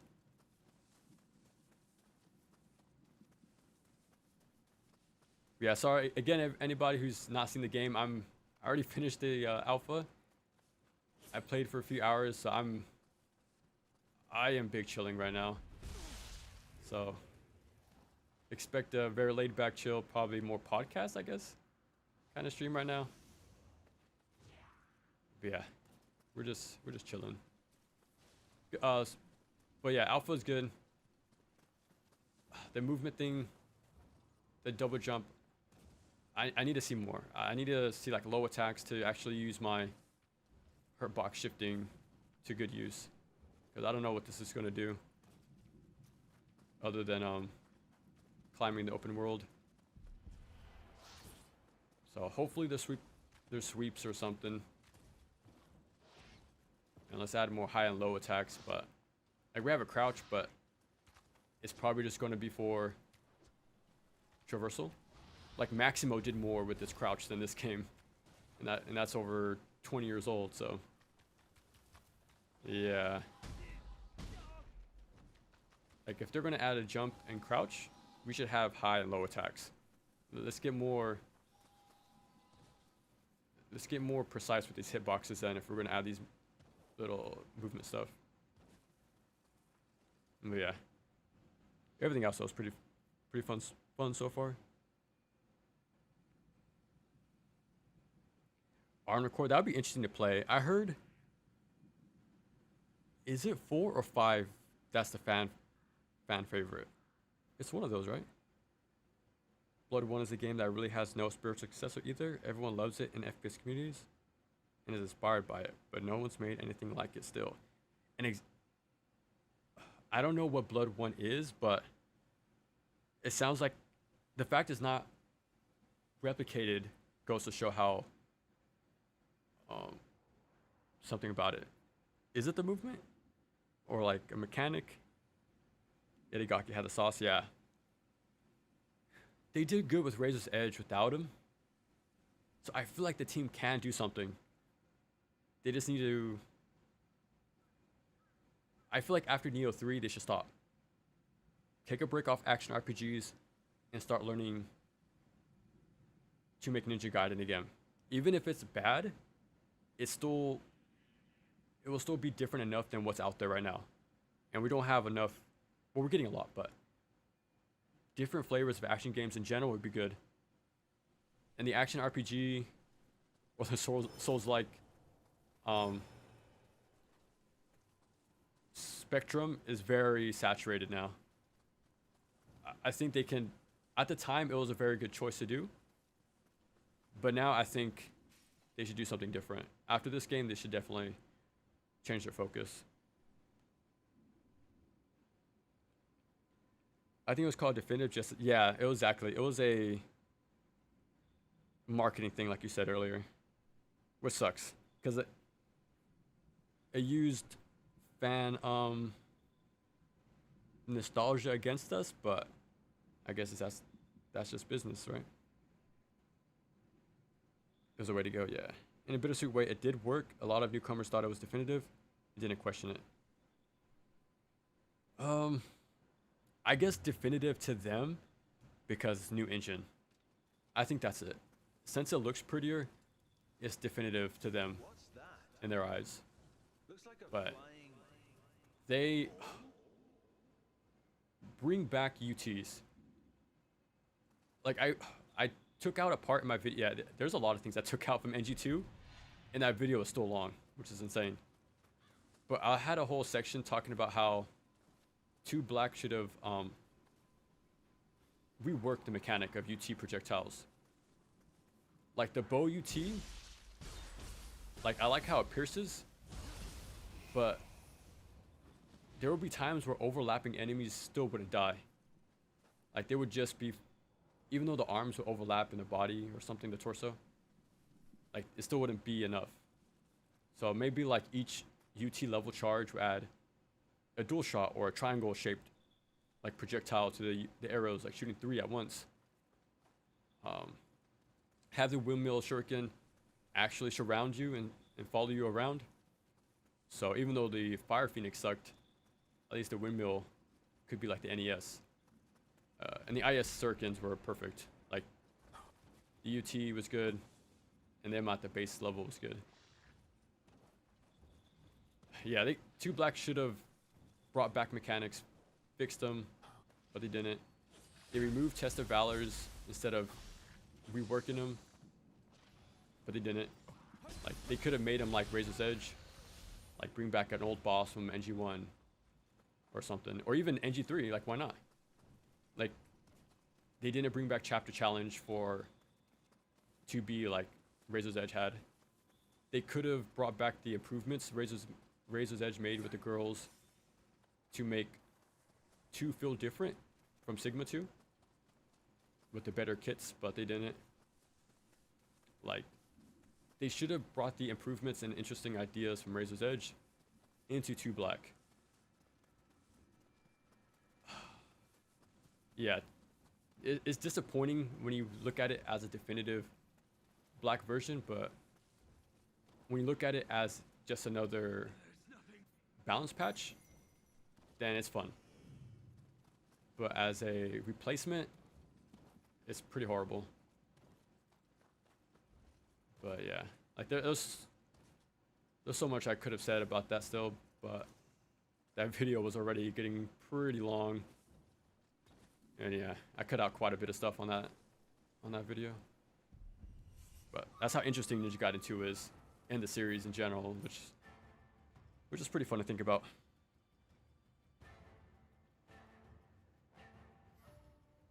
It launched with input lag problems that mod fixed.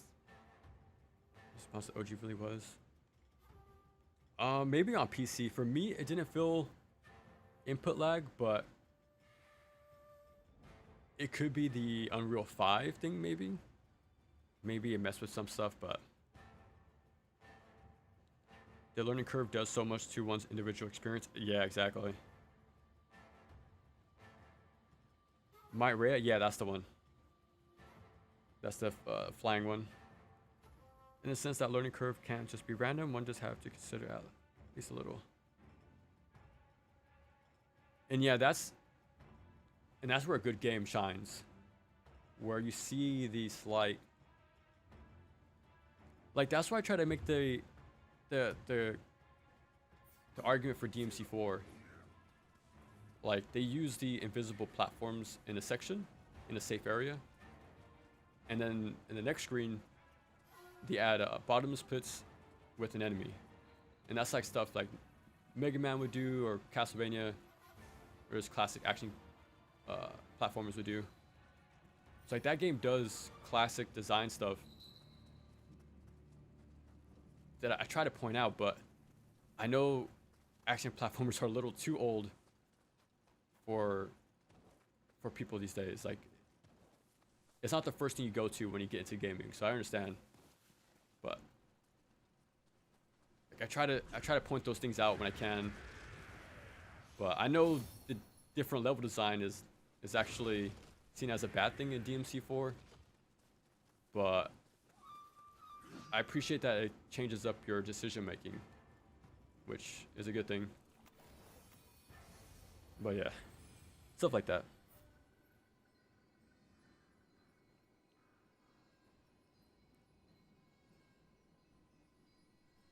AC four answers most people's favorite. Okay, yeah, that's what I heard. That's on PS3, right?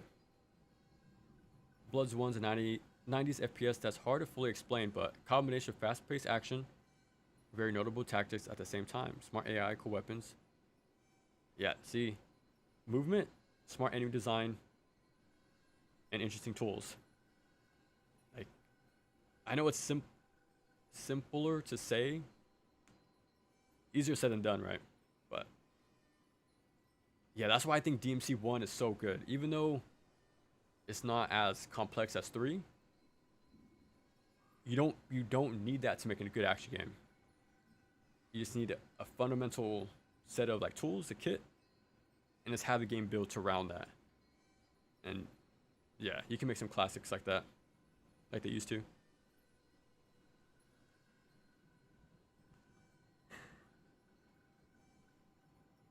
Blood. Okay, I'm gonna have to remember that then. Blood. 2 Black is a very fun balance patch. Yeah, if you look at it as just a balance patch, ignore what they said about it being definitive. And yeah, it's more better to look at it that way. Master of Arenas, Silent Line, ACFA, for answer, right? I think. And AC6 are probably all my faves. Feel distinct enough from each other. And that's good. Same thing for Ninja Gaiden for me, right? 1, 2, and Razor's Edge. They all change mechanically, like from your attacks to movement. Like they retool a lot of things to make the game distinct. So that's what I'm looking for when I play NG4. I want to see if they I want to see what they did to make it stand out from the rest. Because that's been the trend for this whole series, the 3D games. I like 5 and Verdict Day a lot. They feel very weighty. That sounds fun too. Like even though like there's Zoe 2, right? Very lightweight, weightless, very fast, zippy. But weighty also means like okay, your actions are committal. You got to be smart on your positioning. Like that also sounds very fun too. Like there's room for everything, right? It all depends on your enemy design to make you use it effectively. And that's why I like Kingdom Hearts, because it makes a platforming is actually used in combat with the jumps and the stuff like that. But something like this game, we have a jump, we have a crouch, but it's not used in combat in any way. Not that I've seen so far. Like Maximo and Kingdom Hearts 1 used more platform mechanics in combat. So, yeah, we'll see. It's very much important, very much important to point those things out. I appreciate Demon's Force experiments a lot. Yeah, even if you don't like them, like, just being able to appreciate those things is a huge step. Because that means you can have a broader perspective, like you said, right? Especially when it comes to, like, mechanics. So, like,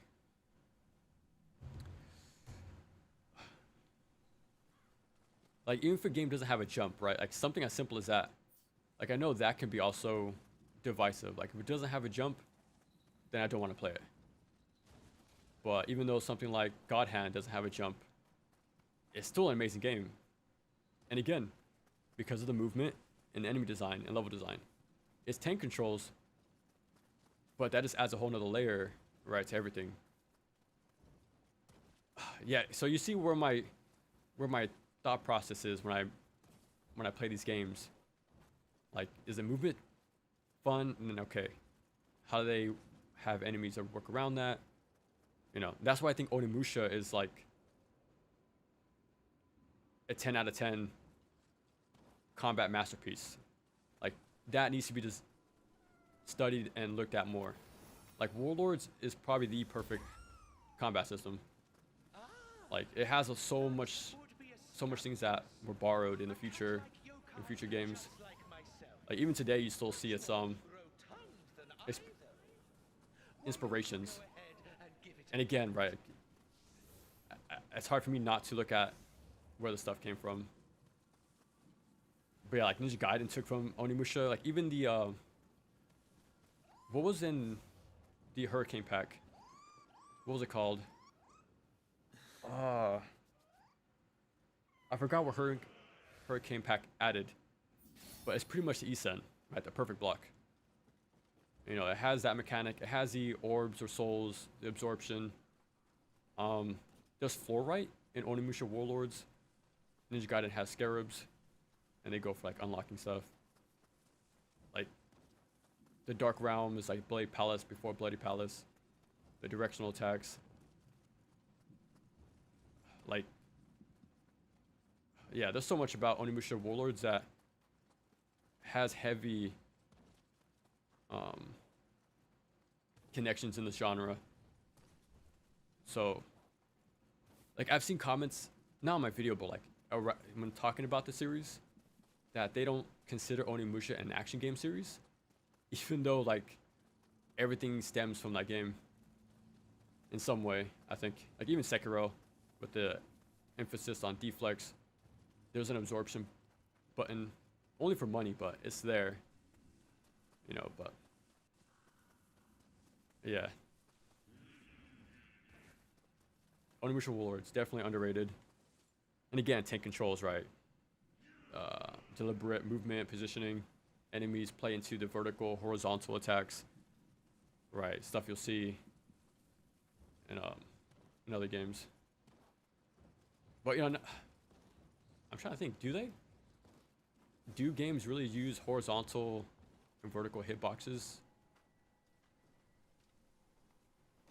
I can think of Maximo.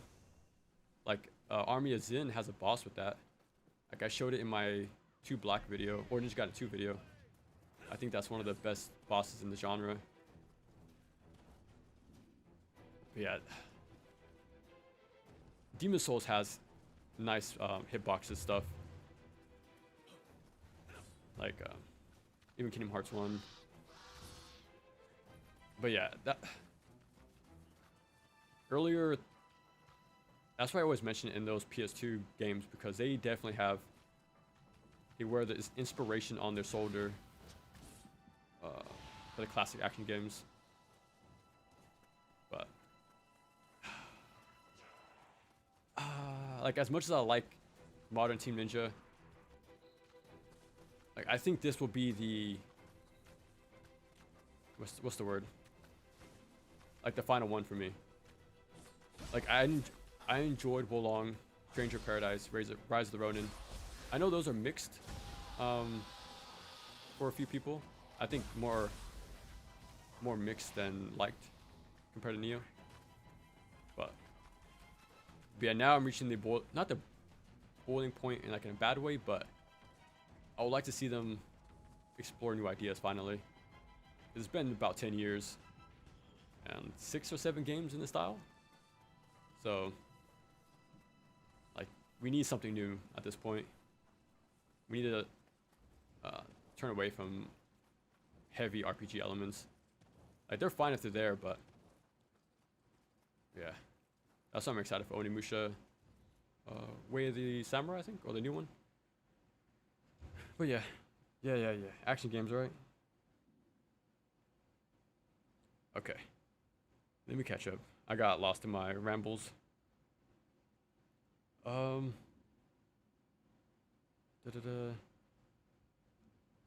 If you do play Blood, enemies have a fear system. Oh, interesting. Because I know DMC3 has that in Rise of the Ronin. It's not like a core thing, but it is there. It will prevent enemies from shooting and get them from doing something else. I only discovered that recently. After 10 years. That's amazing. Like, that's how cool these action games are. Well, look how broad that term is, right? And that's why I say on my channel, like, I cover action games, hack and slash shooters, right? Yeah, I can't help but speak in broad terms, I guess. Do you play Tales? I want to. Funny thing is, my friend, when I went to go visit, he was playing Tales Graces F, and this was like 2013, 2014. So he was playing like very niche Japanese games that I had no knowledge of. And even then, like, even though the cover was like white, pink, like purple, like very anime art style, like even back then I had an open mind to different games. Like, okay, like this is pretty sick. Like I like the character designs. He was explaining to me all the skills. They unlock more pages, more and more party members. Like I've only seen Grace's F. But yeah, like I really do like those games from afar because I haven't played them myself. But I do appreciate that series. Like I want to play Hearts R because I'm a big Vita fan. That's probably like, well, if you've seen my first stream, I said I'm big on handheld gaming. So I like how those games are designed. But yeah, Vita is like one of my favorite consoles. And since there's a Tales game on there, and I haven't played it surprisingly, I want to get around to it. So that would be fun to play. Like Grace's F, Hearts R, but I don't know about the other ones though. I don't know how. What's the consensus on those? Even the East games, right? Like I want to play the East Origins, like the earlier stuff. Like those look fun too. So I know they became more action RPG over the years. I think with Salsetta. But yeah. Like those combat systems of Tales games look really fun. And I like the look of them too.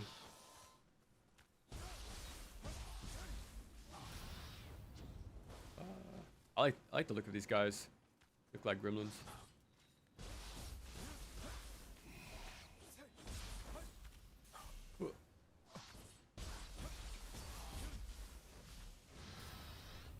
Oh no.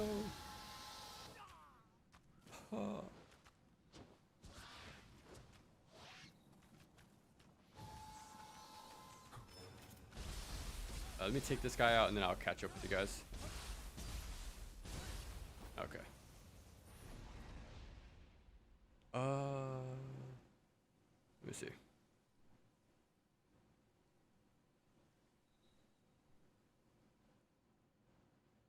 Let me see. Damn, where did I leave off at? Oh, okay, Tales. Okay. V and Verdict Day have amazing gameplay, but they pulled an experiment with their online. Okay. Makes them hard to get into. Oh, was there a heavy tie-in to online? Like it was kind of like dependent on it? Ooh. Speaking of that, it really sucks Razor's Edge and Sigma 2's online were removed. Like imagine having more online action games. Like that was more common back then. Like God of War Ascension, Ninja Gaiden. What other games had that? I know Dead Space, right, got more and more into online co-op. Like Nioh 1 had it. Like imagine if there's more. Okay, I remember when I first played Contra 1, I remember it fascinated me that this high octane action game had co-op. Like, or just in general. Because like Castlevania didn't have it, Ninja Gaiden doesn't have it, but Contra does, and that's something that's interesting. Like having co-op or multiplayer aspects in action game. That's not really seen too much. That's why I really like Resident Evil 6 Mercenaries mode, because it's that shooter co-op action game.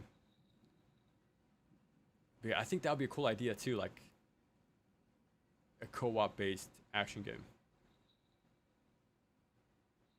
Because I can't think of more examples of that in the past 10 years.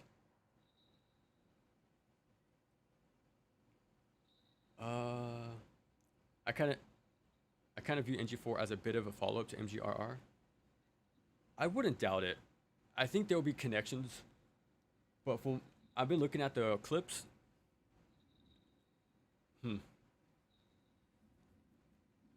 Other than the perfect guard, it still looks like Ninja Gaiden to me. It's still more Ninja Gaiden than like MGR to me. Like besides the Zendatsu looking at finisher and the parry, it's still Ninja Gaiden. Like I've seen the wind path, I've seen the on landings, the essence, the absorption, the Zuna drops, right? It's definitely more Ninja Gaiden than Metal Gear. Maybe visually, but that's his platinum style, right? The very clean, white, pristine. What's the word I'm looking for? But yeah, like Astral Chain looks like that. Metal Gear looks like that. You know, so that they have that blue, white, neon color looking style to their games. I was streaming that review to my friends when that happened. I pulled up Doom 2, booted up that level, the Chasm. And the review's point is disproven by that game's existence and that level too. Okay, my bad. I skipped it. I saw a review that a game that the lack of proper jump meant the game couldn't have interesting platform. Yeah, right. A game. You know what's funny? I always gotta relate to 2D games, but Bionic Commando, there's no jump, but there's a grappling hook, and that alone makes it extremely different even today. So you can flip concepts on their idea as long as they have the fundamentals. It can be an amazing game. 2D games, man. But yeah, as long as it's designed well, it can work. It can work. Onimusha impacted me a lot as a kid since it combined so much of that I loved. Great action combat and great use of level design. So however, I take it. Yeah, take it. Yeah. So, how early on did you see my Onimusha Warlords video? Or like the videos in general? Because I feel like the topic of level design is very neglected, I guess. Like it's not talked about much. Like that idea is not seen. I think I bring it up a lot because I'm more of a fan of 2D action games, and since there's more platforming, emphasis on level design, enemy placements, I can't help but bring those up into the 3D stuff. The Surge 2 is the only other one I can remember. Horizontal vertical parries as well. Oh, that sounds cool. I didn't know they did that. Huh. Funny thing is, Nano Breaker has it. Hitboxes, not really. Like enemy hitboxes, I mean. But I think Soul Calibur Legends did. That game sucks, but it's cool they tried that. Onimusha does it the best. Warlords does. Well, I still haven't played 2 or 3, so I gotta wait and see. But yeah, Onimusha did it really fun, really good way. Nepovex, how does guy here? How do you feel about the new stuff? Level structure. Okay, that's something we've been talking about a lot. So here it is, the map. This is new to the series, and you'll see why. Because now we have an open world. They even proudly the latest Nioh entry featuring intense open world and dual combat styles. So that's the new focus of the game. The open world maps aren't as big as Rise of the Ronin, but they are very big. So expect more open areas with villages dropped in, little counters here and there. They are fun, but they're definitely not as tightly knit or maze-like as 1 or 2. It's more closer to Wo Long, I say. But yeah, instead of having a world map with regions to pick from, and like main mission, side missions, they're all placed in one area. So you just have to go find them. So that's cool in its own way, but now we no longer have the tight level structure. They remixed of maps. They added their own little twist to things. So and that way, I don't think they can get as creative in the past. But again, this is just alpha. I don't know what else they have in store. But I would expect more of these wider open areas instead of the maze-like dungeon sort of maps in the first 2 games. But yeah, the job system is pretty cool though. I do like how distinct they are from one another. Oh, I have Genma Onimusha. I like that game so much, I'm gonna make a second video repeating myself. Okay, another ramble session before I go back to you guys. So okay, I wrote this already for the video, but Genma Onimusha is pretty much Ninja Gaiden Black on a disc. So you know how, okay, imagine if Ninja Gaiden Black only had Master Ninja mode and was a PlayStation 2 exclusive instead of Xbox. because Ninja Gaiden started on Xbox, and what if it had a weird PS2 exclusive rework, right? Because that's what happened with Onimusha. It was a PS2 exclusive. They got a retool, revamped, new mechanics, new enemies, new modes, more dark realms, new armor, like an overhaul completely. But it was only on the Xbox. So I wonder why they did that. But yeah, it'd be as if Ninja Gaiden Black was only on PS2 when it started out as a Xbox game. So yeah, it's a very strange game for that alone. But yeah, I like. Oh my god! Know how much I think Onimusha is played a part into making Ninja Gaiden with the whole Isen, no, not Isen, but the orbs and the absorption. I like what Genma did, where enemies could absorb essence or the souls in that game, and they can get the buff, the green ones, right? So imagine if Ninja Gaiden used that idea in the future. Like imagine if they can absorb and do UTs on you, or something like that. Like the idea is so, and I like how it's a tug of war type of thing, right? Where you have to fight to grab the soul from the enemy. It's like, yeah, Ninja Gaiden took a lot of stuff from Onimusha, and I think they can still do that with the tug of war essence sort of thing. Yeah, Genma Onimusha, I'm really excited to talk about that game. I'll probably do 1, 2, and 3 leading up to the new game. So expect that sometime in the future. So I really like the first game.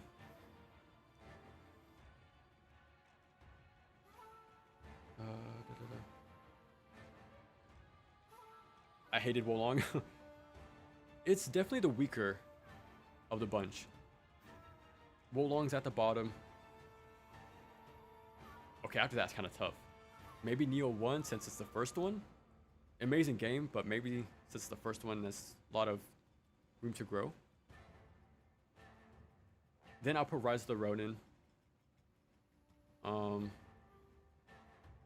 2 and Stranger of Paradise. Those are interchangeable. Yeah, Nioh 2 and Stranger of Paradise are their best games they've made with the action RPG gameplay. Dynasty Warriors fan. Would Faya? Sorry if I said that wrong, but did you play Dynasty Warriors Origins? Because that looked like Wolong leaning into the Dynasty Warriors stuff, and that looked kind of fun. Like going into expecting a Warriors game, but a little more involved combat. Onimusha Way of the Sword looks great with all the dismemberment and environmental interaction. Yup. I am really looking forward to that game. Just for the environmental stuff. Grace's F has some of the best combat systems of the Tales series. I've heard, yeah. And I've seen too, firsthand. So I'm excited to try that someday. Very large RPG I've seen, but one to remember though. One of the biggest Dynasty Warriors fans, but hated Wolong's combat. I heard it got a huge overhaul with the DLC. So my video is pretty outdated instantly already. I heard they've done some pretty big stuff to make it better. And since it's my least favorite of the bunch, I never even bought the DLC. Yeah. I didn't even get the Platinum. I've Platinum Nioh 1, 2, Rise of the Ronin, Stranger of Paradise. But I didn't for Wolong. That's how little it didn't really speak to me. I enjoyed it, but yeah, Wolong is definitely on the bottom of the totem pole for me. Tales has many entries with solid combat and some with great. Beyond that, some of them incredible narratives. Okay. Hearts R has good combat, makes it feel good to be offensive. Yeah, I'm excited to play that. And it seems like it's more of the lesser known because it's a Vita exclusive. I'm not sure it is today, but yeah. And I like the name of it too. I think those you mentioned have the best combat pretty much. Zilli 2 has the best combat too. Okay. Yeah, the enemies in this game, the new yokai, are really fun additions. I really like them. Blood's fear system is so complex. I was so clueless, and now that I know, it's really... The game never tells the player either. Damn, that's pretty cool though. You gotta find it years later. Zilli 2, Graces F, Hearts R, and Destiny Director's Cut. I've never heard of that one. Okay, okay, I gotta remember that. Early East games, yeah, I want to play those too. I've only played the early one, the new ones, sadly. So South Seta, 9, and that's it. I want to play 8 and 10, Nordic, but a lot of games, a lot of games. Extra split screens, Ninja Gaiden 2, okay. One of the Bloodstained retro style entries have co-op and it's very fun. I wish more games. Yeah, exactly. That's still pretty uncommon. Oh, speaking of Bloodstained, I forgot that was shown off at the game show today. That was super cool and it looks very good. I like that art style better than the first Bloodstained. I tried playing it because I'm a big fan of Castlevania games, more classic Vania, but I want to see what Igarashi can do, but it was hard for me to get into it.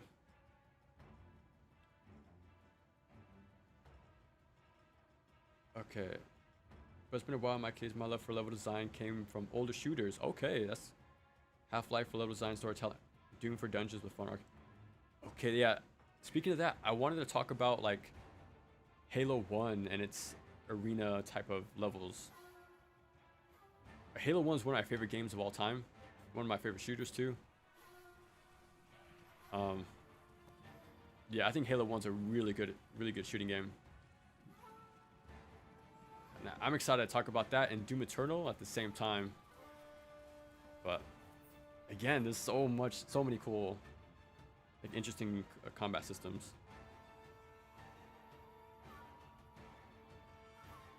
Exposed to Super Mario World, Daggerfall, and Zelda 1 helped a lot. Oh, true. Game ownership had no value when someone... What? No value? No. It's a cool rework. Like, I think Onimusha Warlords is still worth playing, but so is Genma. Like, they're both really amazing games.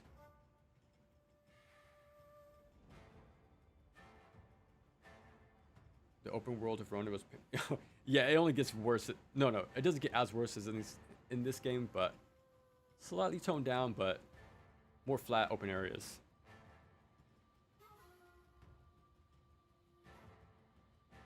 Smaller, yeah. Hopefully, there's still semblance of that somewhere. Like, hopefully. It's getting worse by game. No. Then right, Stranger Paradise was good. Everything else, I don't blame you. I definitely see what you're coming from. I wonder if the new Onimusha is gonna be like Dark Messiah in some way. Oh, that's right, huh? You kick him downstairs, like logs and stuff like that. I forgot about that game. Yeah, true. I like Stranger Paradise the best easily. What did you think when you saw the credits? My mind was blown, and don't spoil it, but just your reaction when everything, like the credit song too was like, this game is 10 out of, probably 11 out of 10. Like this is a monumental game. Like this is something special. Like that game is very good. More involved, but still very much a Dynasty Warriors game. Yeah, that's what I expected, and that's how I'll approach the game as well. Dynasty Warriors Origins is fun. I'm honestly shocked that Omega Force could make that game. It's very smooth. Let's hope that's the engine going forward. I like to see more Warriors games with that style. I wasn't going to mention Blood again, but I remembered. Warner Bros. Shut down the devs lately. Shut down the devs. The devs had an IP, and now that they're gone, oh no, it's locked behind it. Don't they have the Nemesis system as well. Like, isn't that locked behind WB now too? So yeah, I could actually help you with Halo Combat Evolved. I have a lot to say on it, but I think it's so much to say that I can't start here. That's in a very, yeah, Halo 1 is, yeah, very, very good game. Yeah, email, yeah, if you can't email it, definitely. Ubisoft, for some reason, gave the Dark Messiah community a bunch of resources, so we're getting modded. Oh, that's super cool.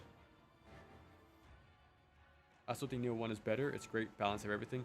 Yeah, I do think, like we mentioned before, as long as you have a fundamental, like a sound kit, like you just have the basics, and that's all you need. And what they did with that is very good. With the highs, lows, and mids, different weak points. Like, even though the enemy design is small, the concept alone is made those enemies, you got a lot out of it, especially back then when the game first came out. But yeah, Nioh 1, I don't think people should skip it, but the length alone is enough to say maybe you can pass for now, because these games aren't short. And since I've been playing them on release, you know, for me it's easier to keep up. But if you're trying to catch up to 6 or 7 of these action RPGs for the past 10 years, yeah, 40-50 hours easy, not including DLC game time. So yeah, it sucks Nioh 1 is in that situation. Like, 2 has the more advancements mechanically, but 1 just has it has something special too. Stranger of Paradise predictable as someone yeah, me too. Look at the cover art, the logo, and if you played Final Fantasy 1 back in the day, it gives it away. Like, I knew the ending too, but the execution was still good. It was still good. I have no idea why they did something so cool to the community all of a sudden, but hey, I'm not gonna complain. Yeah, exactly. Full source code too. Dang, logo backing. Whoa. Now that's pretty major. Blood Devs made a Nemesis system. Wow. Okay, that's interesting. Interesting. Okay. So though that team was ahead of the curve. Ending and the credit music kind of blew me away. Yes. I remember I just put my controller down. I sat there and said, let me enjoy this moment. Like, I knew this is something special, and I was just trying to just bask in its glory. Like, I knew I wasn't gonna get anything like this in a long time. I knew this game is something you just don't get anymore. So I was trying my best to just really savor that ending. The ending, yeah. Oh my god. And the post-credit scene, oh my god. And okay. As a huge Final Fantasy 1 fan, I was like, no freaking way. Yeah, growing up, on my PSP, I had Final Fantasy 1, Duodecim, and Dissidia, both the 1 and 2, Crisis Core, Birth by Sleep. So it was my Square Enix machine at the time. But something about Final Fantasy 1, like the expansive world, this fantasy game, the monsters, then when you go to the post game dungeons with all the greater I don't know what you call them, but greater fiends pretty much. Each element, the lich, like like 6 or 7, or when I played that game was like so, I don't know, it was one of my favorite games of all time. I don't hold it as, because it's an RPG, right? Like, that's not really my style, but the look of the game, the world, the enemies, like everything about it, I just really got drawn into. So yeah, like Final Fantasy 1, I really liked that game a lot. So the way Stranger of Paradise turned out, yeah, it just brought things full circle, like multiple years later. So that's why I also really like Stranger Paradise. The closer we get, It pulled that nostalgia string for me. the air becomes. It must be that strange creature's power. This is no ordinary yokai we're dealing with. And again, sorry for anybody who's trying to see new gameplay, but I finished the alpha a few hours ago, or an hour ago. Now we're kind of just chilling, but if you're enjoying the chill vibes, I guess, welcome in. What time is it for me actually? 2:20? Yeah, I'm in that wind down mood right now. Yeah, because action games, there's so much to go into them. Just broadly speaking, right? And you can even go more into it per game. And there's a reason why Ninja Gaiden videos are as long as they are, but ow. Okay, let me catch up. Just when I thought a group of godlike beings couldn't be dumber in a Final Fantasy SFP showed up. Yeah. The thing about it is, I never thought Team Ninja would hit me hard in that particular way. But damn, they really did it exactly. I didn't expect it either. I knew I was going to get a good game because I'm a massive Team Ninja fanboy. Like, I actually liked Dissidia NT. And I know the fan base at large sort of shunned it away. But I have a good amount of time in that game. Even waiting 15 minutes, 10 minutes for a game, it was worth it to play that game. Like, I'll try different characters, grind out the rankings and stuff. Yeah.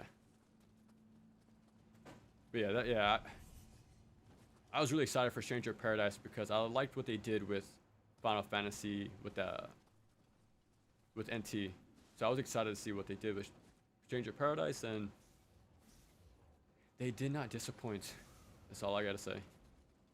That's why it's easily one of their best games and one of my favorites. And sort of a must-play.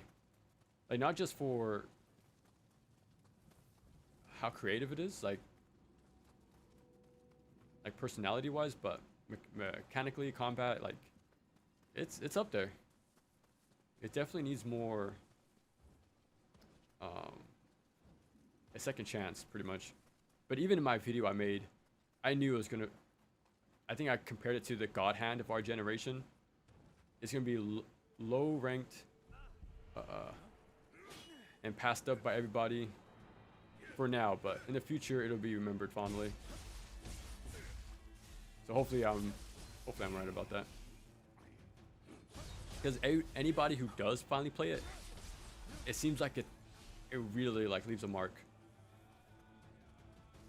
Like, yeah, for one reason or another, it really leaves a lasting impression. So for good reason. So what a game, what a game. Yeah, that's why I have it on the #1 spot on my tier list. Like, the S rank is completely rearrangeable, however, like there's no order to that S rank. But I put it on the top for the color coordination because it's more pink or pink reddish like the S's. But I really do think that game's amazing and should be played.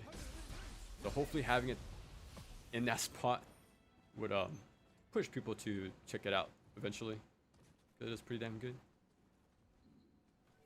Okay, let me catch up with you guys.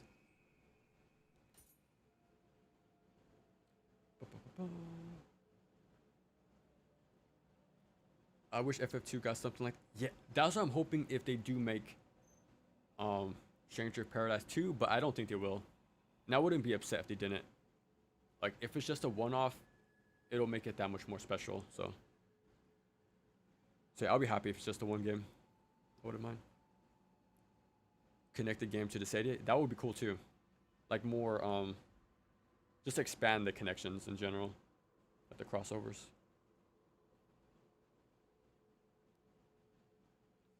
Blood Devs also made Fear. Whoa! So they made Fear, as well as how to make Nemesis system. Whoa, okay. Fear 1 was also my favorite FPS. Okay, I'm starting to see your connections. like your taste then, right? You follow the path. When that happens to me, like it's fun to go down that rabbit hole when you look at developers, individual team members. Like I was doing that for Castlevania Adventure on the original Game Boy, and it's a small team of 5 or 7 people.